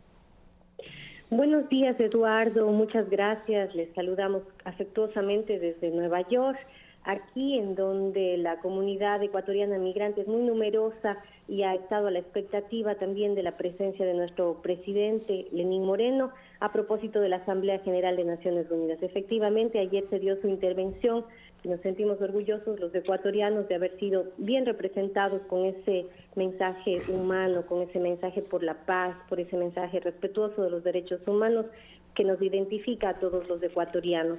Aquí la comunidad migrante estuvo convocada en los exteriores de las Naciones Unidas para darle la bienvenida a nuestro presidente, para saludar su intervención, para expresarle su respaldo también en una fiesta, en una convocatoria de júbilo que nos hace sentir orgullosos a los ecuatorianos de estar representados en este espacio en donde se juntan los presidentes de todas las naciones. Realmente es un momento especial para la comunidad migrante que además reconoce la gestión de este gobierno para los ecuatorianos en el exterior. Quiero aprovechar este contacto para preguntarle acerca y pedirle un comentario a usted. Acerca de los rumores que han circulado sobre la supuesta eliminación de servicios consulares, incluso el cierre del consulado, de uno de los consulados, una oficina consular en Nueva York. ¿Quiere usted aclararnos, por favor, de qué se trata? Sí, Eduardo, hace una semana se difundió que es un rumor sobre el posible cierre de la agencia consular en Queens. Esta es un espacio de atención al público emblemático para nuestra comunidad. La Cancillería lo ha aclarado en su momento. Esto no ha dejado de ser básicamente un rumor porque oficialmente no ha existido ninguna comunicación al respecto. Lo que sí existe es la confirmación, la ratificación del Gobierno Nacional de continuar atendiendo a la comunidad migrante en el exterior. Y en el caso de Nueva York, aquí nuestros compatriotas tienen atención al público con los servicios consulares los 7 días de la semana. Nuestras oficinas en Manhattan, que atienden de lunes a viernes, y las oficinas en Queens, que prestan servicios a la comunidad los días sábados, domingos, lunes, martes y miércoles, de tal manera que nuestros compatriotas deben estar tranquilos. Eso es básicamente un rumor, no es una información oficial. Un tema que preocupa constantemente y sobre el cual asumimos el presidente de la República tomará contacto, conocimiento, se refiere a la situación de migrantes en situación irregular, migrantes ecuatorianos. Hay migrantes detenidos por la policía, están presos en este momento. ¿Cuántos de ellos están en este momento en cárceles, en centros de retención en Estados Unidos y cuál es su situación? Importante para mencionar, sobre todo en este momento en donde cualquier anuncio que se hace en materia migratoria acá en los Estados Unidos genera mucha alarma, mucho nerviosismo en nuestra comunidad. El Gobierno Nacional, por su parte, como una muestra clara del compromiso permanente con los ecuatorianos en el exterior, más bien ha reforzado los servicios y particularmente con los temas migratorios. ¿Qué es lo que estamos haciendo? Ya hace más de un año se implementó lo que se llama el Programa de Atención al Migrante Ecuatoriano.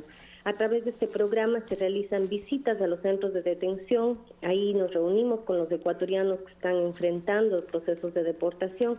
Se hace un seguimiento de sus casos, les acompañamos a las cortes de migración, estamos con ellos en nuestras audiencias, hacemos gestión frente a sus abogados. A veces los abogados no asumen los casos con suficiente responsabilidad. Algunos de ellos, lamentablemente, eso pasa también en las experiencias migratorias.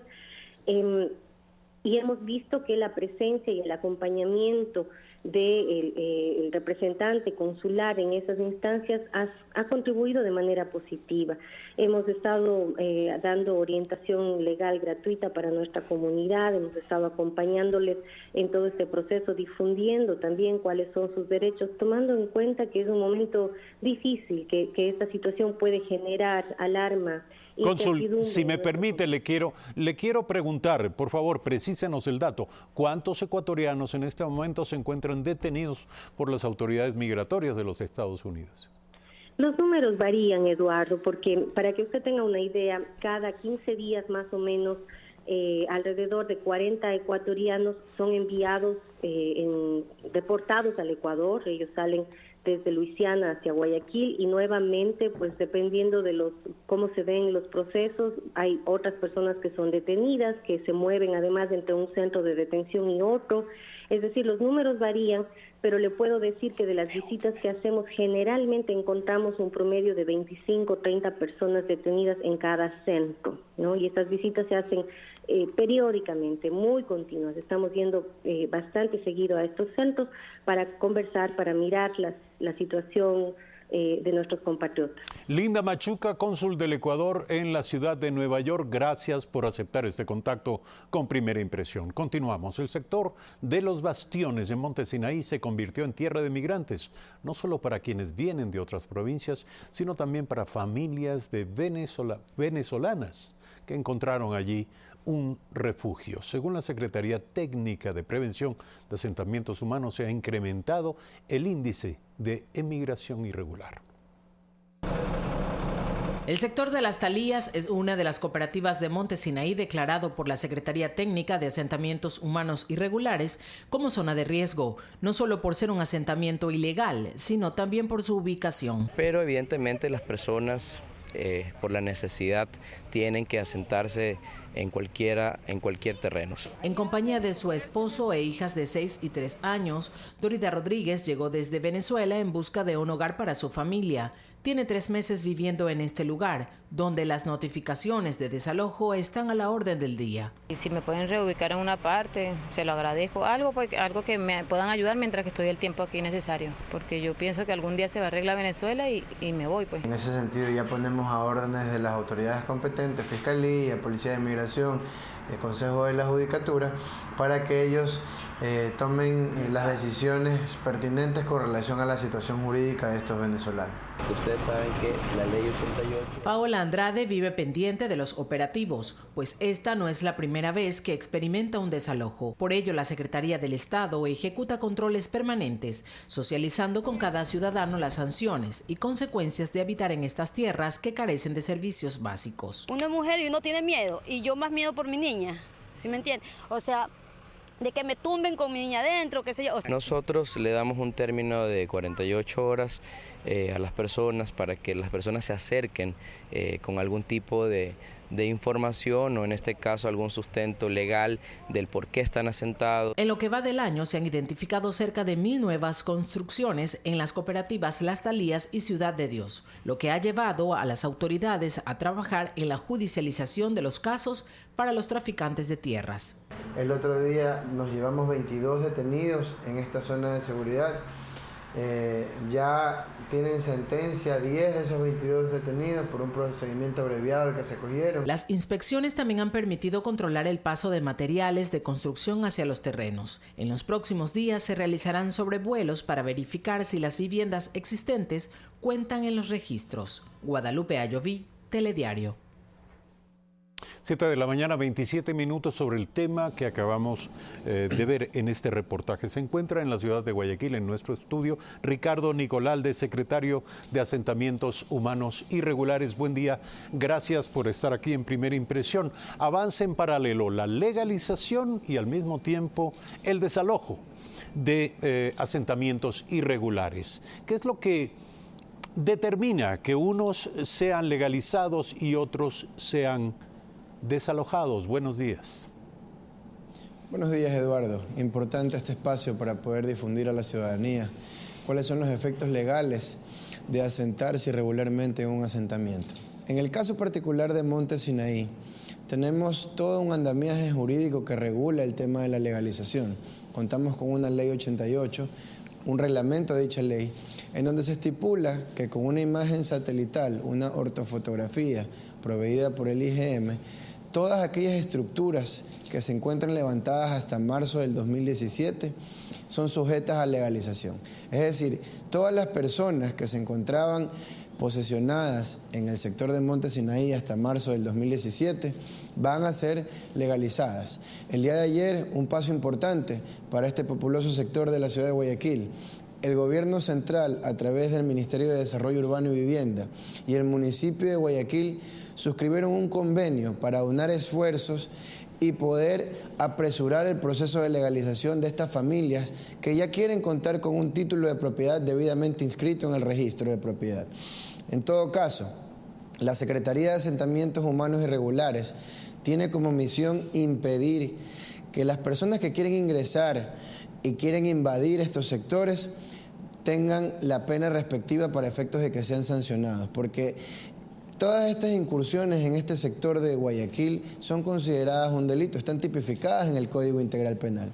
En ese sentido, el día de ayer estuvimos presentes en la firma de este convenio y nos comprometimos, tanto con el gobierno central, representada por esta secretaría, como con el municipio, a seguir controlando este sector. El municipio, a su vez, nos indicó que iba a enviar el contingente humano también para poder proveer de patrullajes en el sector a través de sus comisarías municipales, su Dirección de Control y Orden Público. En ese sentido, nosotros queremos ya realizar un trabajo coordinado para que el suelo vacante que se encuentra en Monte Sinaí no sea invadido. Quisiéramos que nos aclare, si es tan amable, ¿qué es lo que se legaliza? ¿A la familia asentada o la vivienda, aunque sea una vivienda precaria construida? Y se lo pregunto porque sabemos que al menos centenares, si no miles de viviendas se encontraban deshabitadas a la hora de comprobar físicamente cuál era la situación en el área. Bueno, en efecto, este proceso de legalización es un proceso sofisticado. Nosotros con esta imagen satelital ya sabemos cuáles son las estructuras que estaban en Monte Sinaí hasta marzo de 2017. Luego de aquello, nosotros hicimos una inspección, realizamos un censo y pudimos identificar cuáles son las familias que estaban habitando en estas estructuras. Por supuesto que existen viviendas deshabitadas y nosotros procedimos a bloquear en nuestro sistema informático con las coordenadas estipuladas dichas viviendas, porque definitivamente la finalidad de la Ley 88 y su reglamento es dotar de vivienda, de hábitat, a aquellas personas que no tienen un lugar donde vivir. Obviamente sin que esto degenere en un tema de invasiones en Guayaquil, por eso hubo un límite que es marzo del 2017. Todas estas estructuras o estas viviendas deshabitadas han sido bloqueadas. Lo propio con los terrenos vacíos que estaban solamente cercados, estos fueron considerados por el MIDUBI para efectos de que las personas que sí constaban en la imagen satelital hasta marzo de 2017 puedan ser reubicadas cuando se encuentren en una zona de riesgo. Recordemos que en Monte Sinaí existen muchas familias que están asentadas en zonas de riesgo, existen riesgos de inundación, riesgos de deslizamiento y otras cuantas estuvieron asentadas cerca del bosque protector Papagayo, unas cuantas también cerca del canal de riego y como existe un impedimento jurídico para estar asentadas en estas zonas, también van a ser reubicadas en estos sectores o en estos lotes vacíos con los que cuenta Monte Sinaí. Para concluir, el acuerdo entre el MIDUBI y el municipio de Guayaquil aspira a la legalización de 13,000 predios. ¿En cuánto tiempo se va a llevar a cabo esto? Bueno, la meta es realizarlo hasta los primeros meses del próximo año.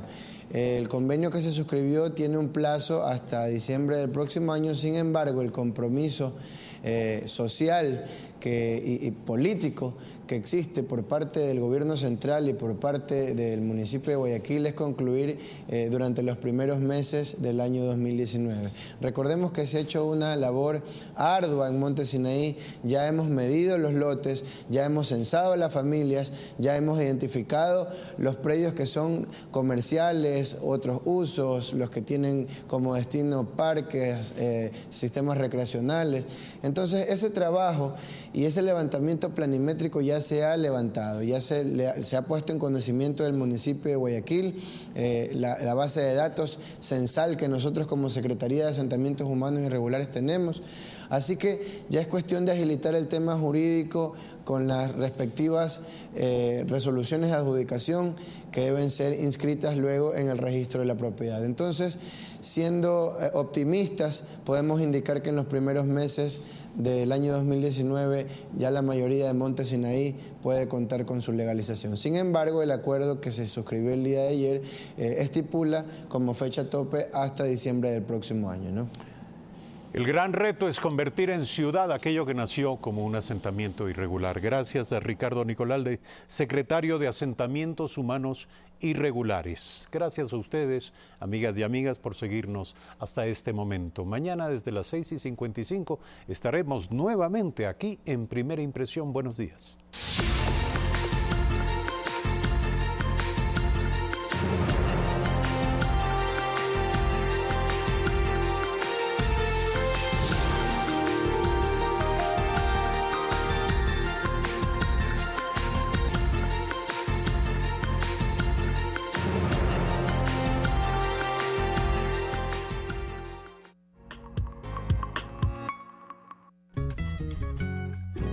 Pública FM es la radio que te acompaña en tu auto, en tu oficina, en tu casa y donde quiera que vayas. En Pública FM ofrecemos contenidos positivos, útiles, diversos, en nuevos formatos y para todos los gustos. Noticias. Tercera edición de Pública Noticias. Deportivo. Todo sobre el mundo del deporte. Todo el fútbol. Juvenil. Bueno, chicos, y continuamos con más de Random. Yo les quiero contar. Diversión. Para compartir un momento de intimidad. Musicales. Poderoso ritmo latino. Cambia el dial y alegra tu día junto a Pública FM. Que no te lo cuenten. Escúchanos. Cobertura nacional. Pública FM 105.3. 12º Festival de Artes Escénicas en Cuenca. Escenarios del Mundo. Del 26 de septiembre al 7 de octubre. 12 días del mejor teatro en Cuenca.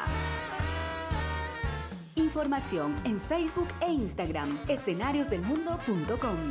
9 países en escena. ¡Qué grupos! Va a estar buenísimo. No se pierda. Con el auspicio de...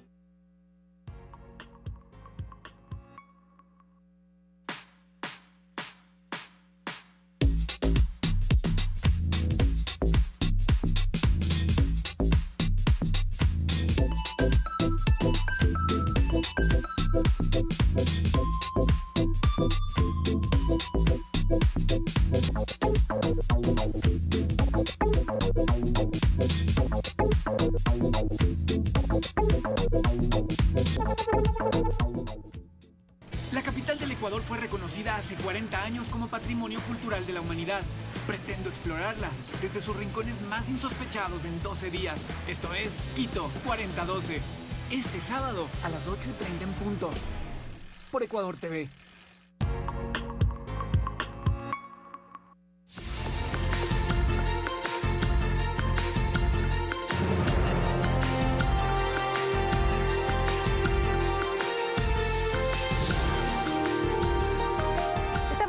días, nuevamente les acompañamos con más información en Telediario. Son las 7:37 minutos. Empezamos con varios temas. La Fiscalía y acusadores particulares solicitaron a la jueza de la Corte Nacional de Justicia, Daniela Camacho, que llame a juicio al expresidente Rafael Correa y 3 acusados más por el delito de asociación ilícita y plagio del político Fernando Balda. La audiencia preparatoria de juicio continuará este jueves a las 10 de la mañana.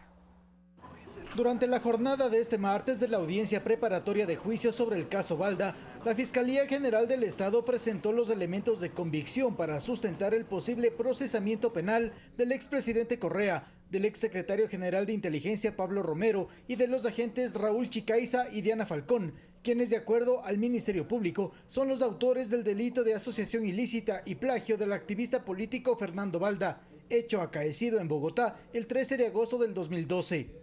Dentro de los principales elementos de convicción existieron algunos documentos como versiones de exfuncionarios que pertenecieron también a ministerios, también exagentes de policía, también policías en servicio activo. De la misma manera, la parte acusadora sostuvo que la jueza Camacho debe acoger el dictamen acusatorio de la Fiscalía, porque las pruebas y testimonios que presentarán, si se da el llamado a juicio, serán contundentes. El anuncio de pruebas, si es que lo escucharon, es bastante extenso, supera las 200 pruebas y consideramos que es irrefutable la participación de Rafael Correa de una estructura delictiva de Estado. Según el criterio de veedores que forman parte de la audiencia preparatoria de juicio, este proceso se lo está llevando y encaminando sin mayores contratiempos. Sujetos procesales han cumplido con las normas legales a sí mismos, de tal manera que no hay violaciones al debido proceso. Antes de las 21 horas de este martes, la jueza Camacho suspendió la audiencia. La misma se retomará este jueves 27 de septiembre a las 10 horas, donde los abogados de los acusados expondrán los argumentos de descargo y presentarán las pruebas que consideren necesarias para desvirtuar las acusaciones que pesan sobre sus defendidos. Javier Ceballos, Telediario. Y este martes en el Pleno de la Asamblea Nacional se llevó a cabo el primer debate de las reformas a la Ley de Comunicación. Allí se presentaron 14 proyectos, incluido el del Ejecutivo. Uno de los aspectos más importantes es el de la eliminación de la Superintendencia de Comunicación. El mensaje del legislador ponente Jorge Corozo fue en defensa de la libertad de expresión y del trabajo de los comunicadores. Sin embargo, dentro del propio bloque del gobierno existe inquietud con respecto a la autorregulación de los medios. Representantes de los medios de comunicación fueron recibidos por la Comisión General, donde también se expresaron sus observaciones, insisten en la renovación de las frecuencias. Y más de 13.000 asociaciones y organizaciones de la economía popular y solidaria recibirán apoyo técnico, logístico y financiero para el desarrollo y difusión de sus emprendimientos locales. Esto tras la firma de un convenio interinstitucional entre la vicepresidenta de la República, María Alejandra Vicuña, y los representantes de gobiernos parroquiales, cantonales y prefecturas del país. Y una buena noticia, más estudiantes se suman al proyecto Mi Primer Empleo. 30 jóvenes entre 18 y 29 años de edad ingresarán a la multinacional Huawei para realizar sus pasantías con una duración de 4 a 6 meses de 20 a 30 horas semanales. Para el periodo 2018-2021, el proyecto está enfocado en la ubicación de 29.473 estudiantes, 19.473 en pasantías en el sector privado y 10.000 en prácticas preprofesionales en el sector público, a escala nacional. La iniciativa busca fomentar el trabajo digno. Y ProEcuador y la Asociación de Exportadores de Banano del Ecuador invitan a participar en la segunda rueda de negocios 2018 a realizarse del 23 al 25 de octubre en el Hotel Hilton Colón de Guayaquil.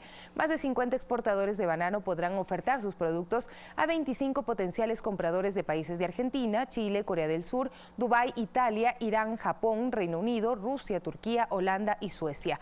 En la edición 2017, el evento alcanzó expectativas de negocios por $38 millones, por lo que se perfila como una ventana abierta para medianos y pequeños productores, así como empresas de insumos bananeros. Y en el Centro de Salud Carapungo 2 semanalmente se realizan actividades al aire libre con el Club de Adultos Mayores. Así es que esto es obviamente para mantenerlos activos y conectados socialmente. César García se encuentra con ellos y nos cuenta cómo está esta estrategia que ayuda a los adultos también pues para pasar mejor estos años que los dicen los años dorados. ¿Cómo estás, mi querido César? ¿Qué tal, Sofía? Buenos días, amigos de Telediario. miércoles de salud, de bienestar para todos ustedes. En esta oportunidad nos encontramos con nuestros abuelitos, este club de adultos mayores que se integra cada día con las estrategias que ha implementado el Centro de Salud Carapungo 2, fundamentalmente para mantenerlos activos, integrados con la sociedad. Solamente voy a dar una pequeña introducción acá con Susan Vaca, quien es la directora de este centro de salud, para que nos platique un poco al respecto de cómo se han sentido nuestros abuelitos, de poder verlos como en este momento conversando entre ellos, realizando varias actividades y de esta manera pues sintiéndose útiles para la sociedad. Buenos días, sí, la finalidad del Club del Adulto Mayor no solamente es verlo con un enfoque curativo, sino más bien con un enfoque preventivo y promocional. Lo que hacemos aquí es fomentar lo que es una medicina integral, en donde podemos observar que los adultos mayores comparten con cada uno sus experiencias, sociabilizan cada vez que vienen acá. Perfecto. Más adelante, junto a Susan y los psicólogos y trabajadores de acá del Centro de Salud, vamos a estar platicando con ellos para que ustedes puedan apreciar cuánto aporta al desarrollo de sus vidas.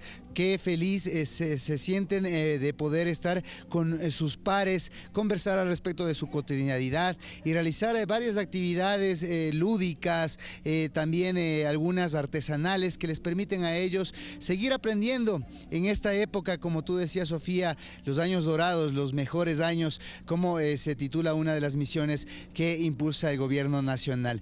De esta manera voy a devolverte el paso, Sofía, tú continúas con más de Telediario, conmigo nos vemos dentro de pocos minutos con Diana Jacome en Más Cerca. Que pasen bien. Así es, mi querido César. Bueno, vaya reservando cupos para algunos compañeros de por acá del estudio. Nos están pidiendo 7:44. Nosotros seguimos revisando información ya en otros ámbitos, pero será luego de la pausa.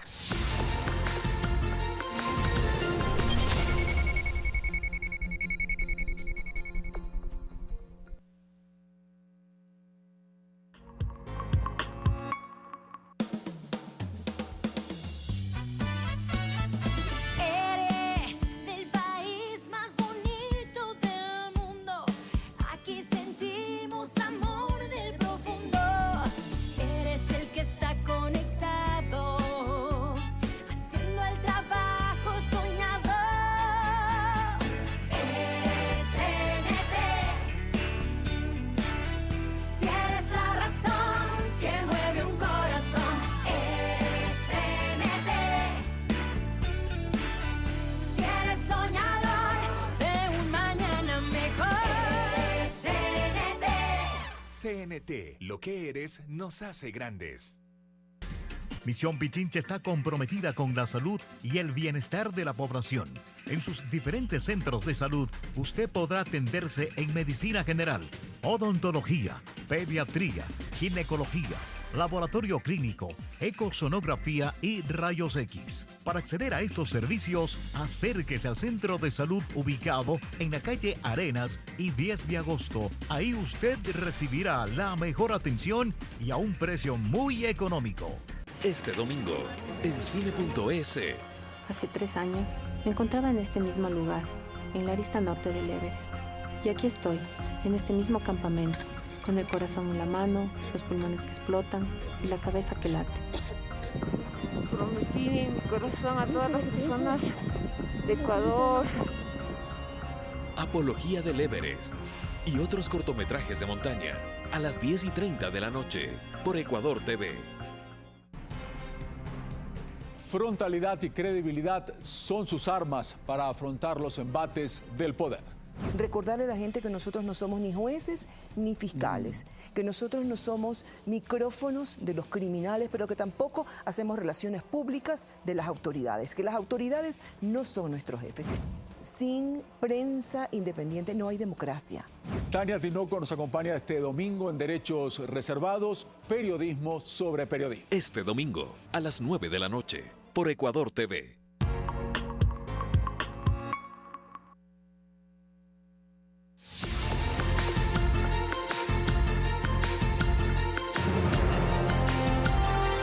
El Ejército colombiano rescató a los 17 contratistas quienes realizaban labores de electrificación rural en la vereda del Pato de Zaragoza, norte antioqueño, y que fueron secuestrados el pasado fin de semana por el Clan del Golfo. Durante la operación se logró además la captura de 2 presuntos integrantes de la organización criminal, uno de los cuales resultó herido en un intercambio de disparos.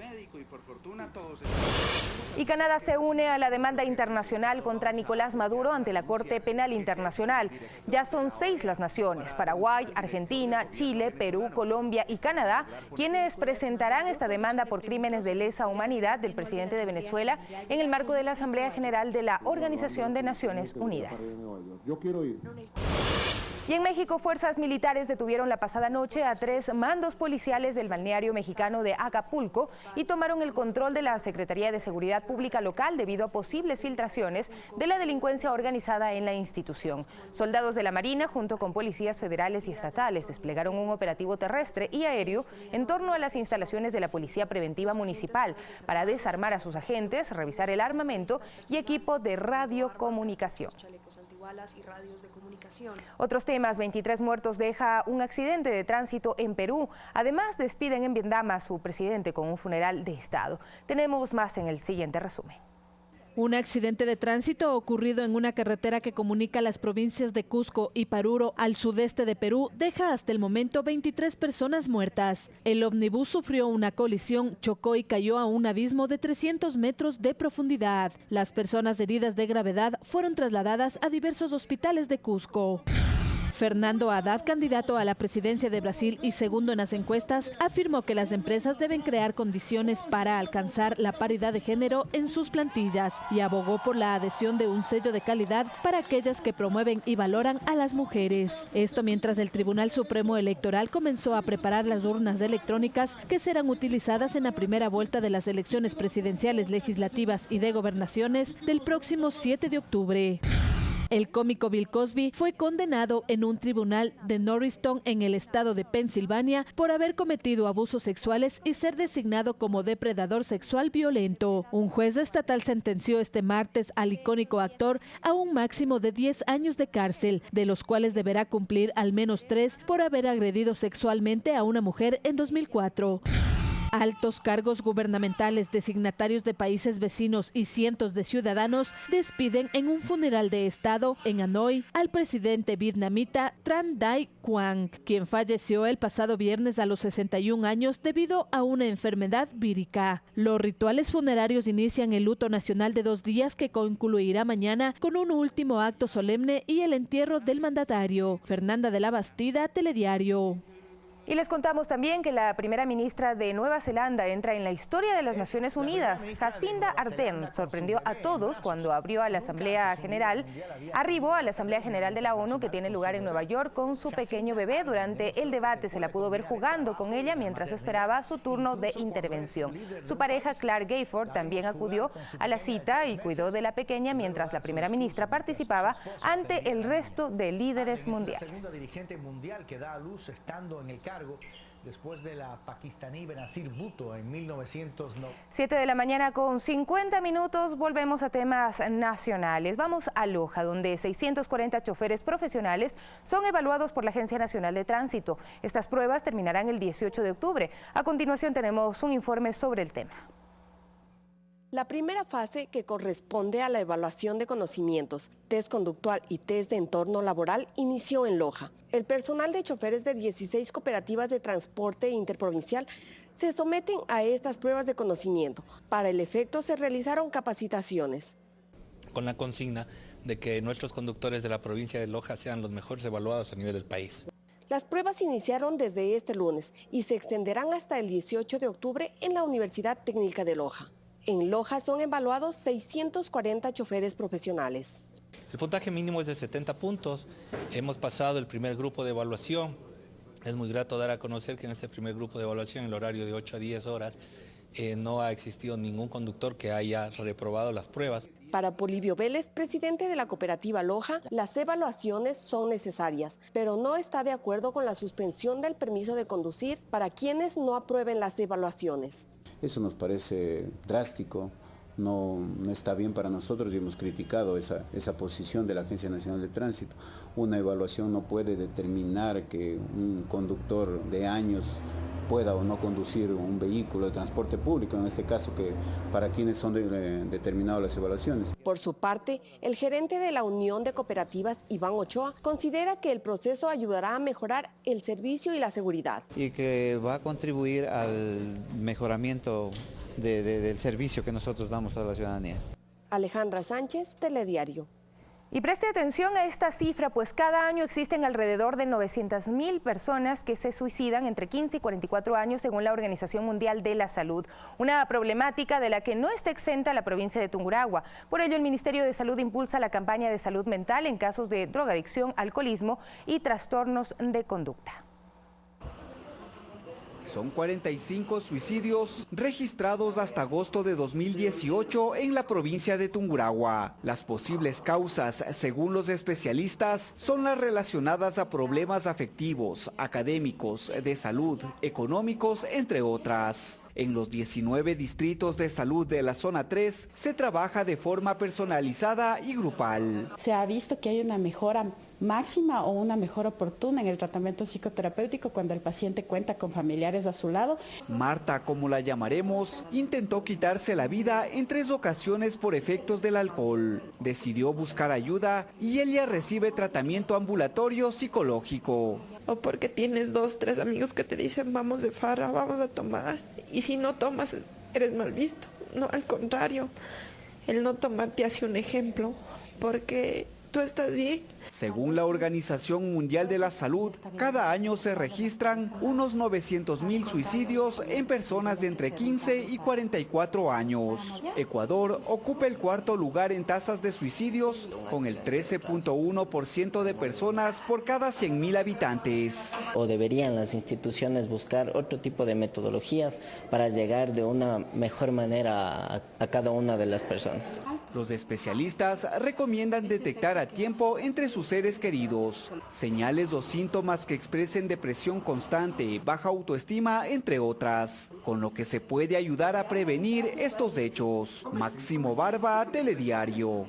Cambiamos de tema, pues la tradicional fiesta del Colla Raimi o la preparación de la tierra y las semillas para la siembra se celebra en varias partes de la provincia de Chimborazo. Es un día en que se transmite buena energía a la madre tierra para que reciba con agrado la siembra que empezará en el mes de octubre. Todos alientan a los singulares competidores. La primera prueba es llegar a la meta cargando una cubeta de agua en la espalda. Se le denomina la tortuga. Luego viene un concurso en el que una pareja hace rompope. El más espeso y sabroso gana.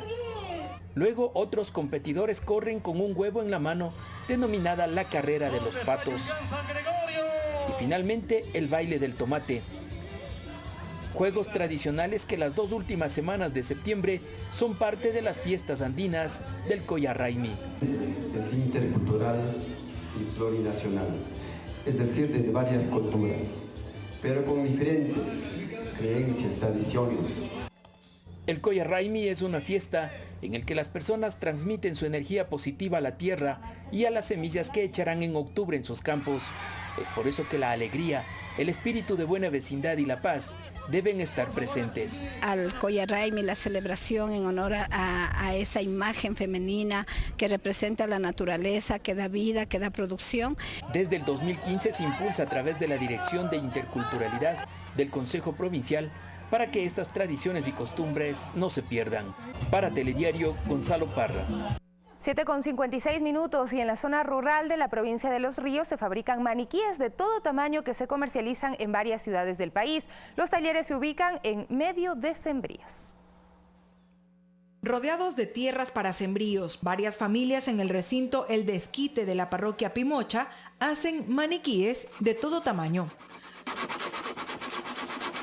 Porque así en la ciudad casi no se puede trabajar con esto por lo que molestan pues a la demás gente. ¿Qué es lo que el olor? El olor es fuerte. Los moldes para las siluetas que luego exhibirán ropa se hacen con varias capas de fibra de vidrio y resina. Trabajan al aire libre porque reconocen que los materiales son tóxicos, peligrosos para la salud, aunque ellos no usan ni guantes ni mascarillas. Este químico es fuerte este químico es que así, esto usan, con el tiempo se hacen de los pulmones. Hay que tomar todos los días 1 litro de leche. Sus rústicos talleres artesanales están sobre la tierra con un débil techado. Aquí pasan diariamente en sus labores para luego entregar sus creaciones valoradas en 20, 30 y 40 dólares cada una. Claro, ya aquí ya estamos lijando para darle el acabado. ¿Cuál es el acabado? Masillarlo, lijarlo primero y masillarlo. Aunque su habilidad es la fabricación y reparación de maniquíes de hombre, mujer y niño, en ocasiones también arreglan botes y carrocerías. Todo con la intención de que no falte el ingreso familiar. Mirta Carrillo, Telediario. Y también en el Cantón Pueblo Viejo de la provincia de Los Ríos, que se destaca por su infraestructura urbana, trabajo social también inclusivo. Un parque, un centro de rehabilitación, un albergue y una escuela están al servicio de personas con discapacidad en este punto del país. Atender los requerimientos de las personas con discapacidad en el Cantón Pueblo Viejo es posible con el servicio de 25 profesionales. De aquí vine a dejar la silla de ruedas. Aquí ando con mi bastón. A mí me dio derrame y tengo aquí como 3 años. Y de ahí para acá me siento bien, así ven la terapia, buena atención. Terapias físicas, ocupacionales, así como de estimulación, medicina general y odontología, se brindan gratuitamente en el Centro Multidisciplinario de Rehabilitación. Ya puedo caminar mejor. Gracias. Sí, es que me dolía, el nervio ciático se me había inflamado. Ahí parece un poquito va dando ya y los remedios que toma. En el sitio, ubicado en la parroquia San Juan, funciona también una escuela básica fiscal que tiene 83 alumnos y 6 docentes. Con diferentes discapacidades, autismo auditivo, físico, intelectual. Esta labor inclusiva se canaliza desde el GAD municipal, pionero a nivel nacional en obras para personas con movilidad reducida. Más allá de la obra física que podamos hacer, yo pienso que esta es la regeneración humana que nosotros podemos haber hecho para las personas, para los compañeros con capacidades especiales. Asistencia que se ha extendido a otras zonas rurales de la provincia de Los Ríos, como Puerto Pechiche. Mirta Carrillo, Telediario. Son las 7:59, ya es momento de despedirnos en Telediario, pero enseguida viene Diana Jacome más cerca con temas muy importantes, la inclusión educativa de las personas sordas y además se prepara ya una jornada de Operación Sonrisa, así es que no se lo pierda de inmediato a través de la señal de Ecuador TV.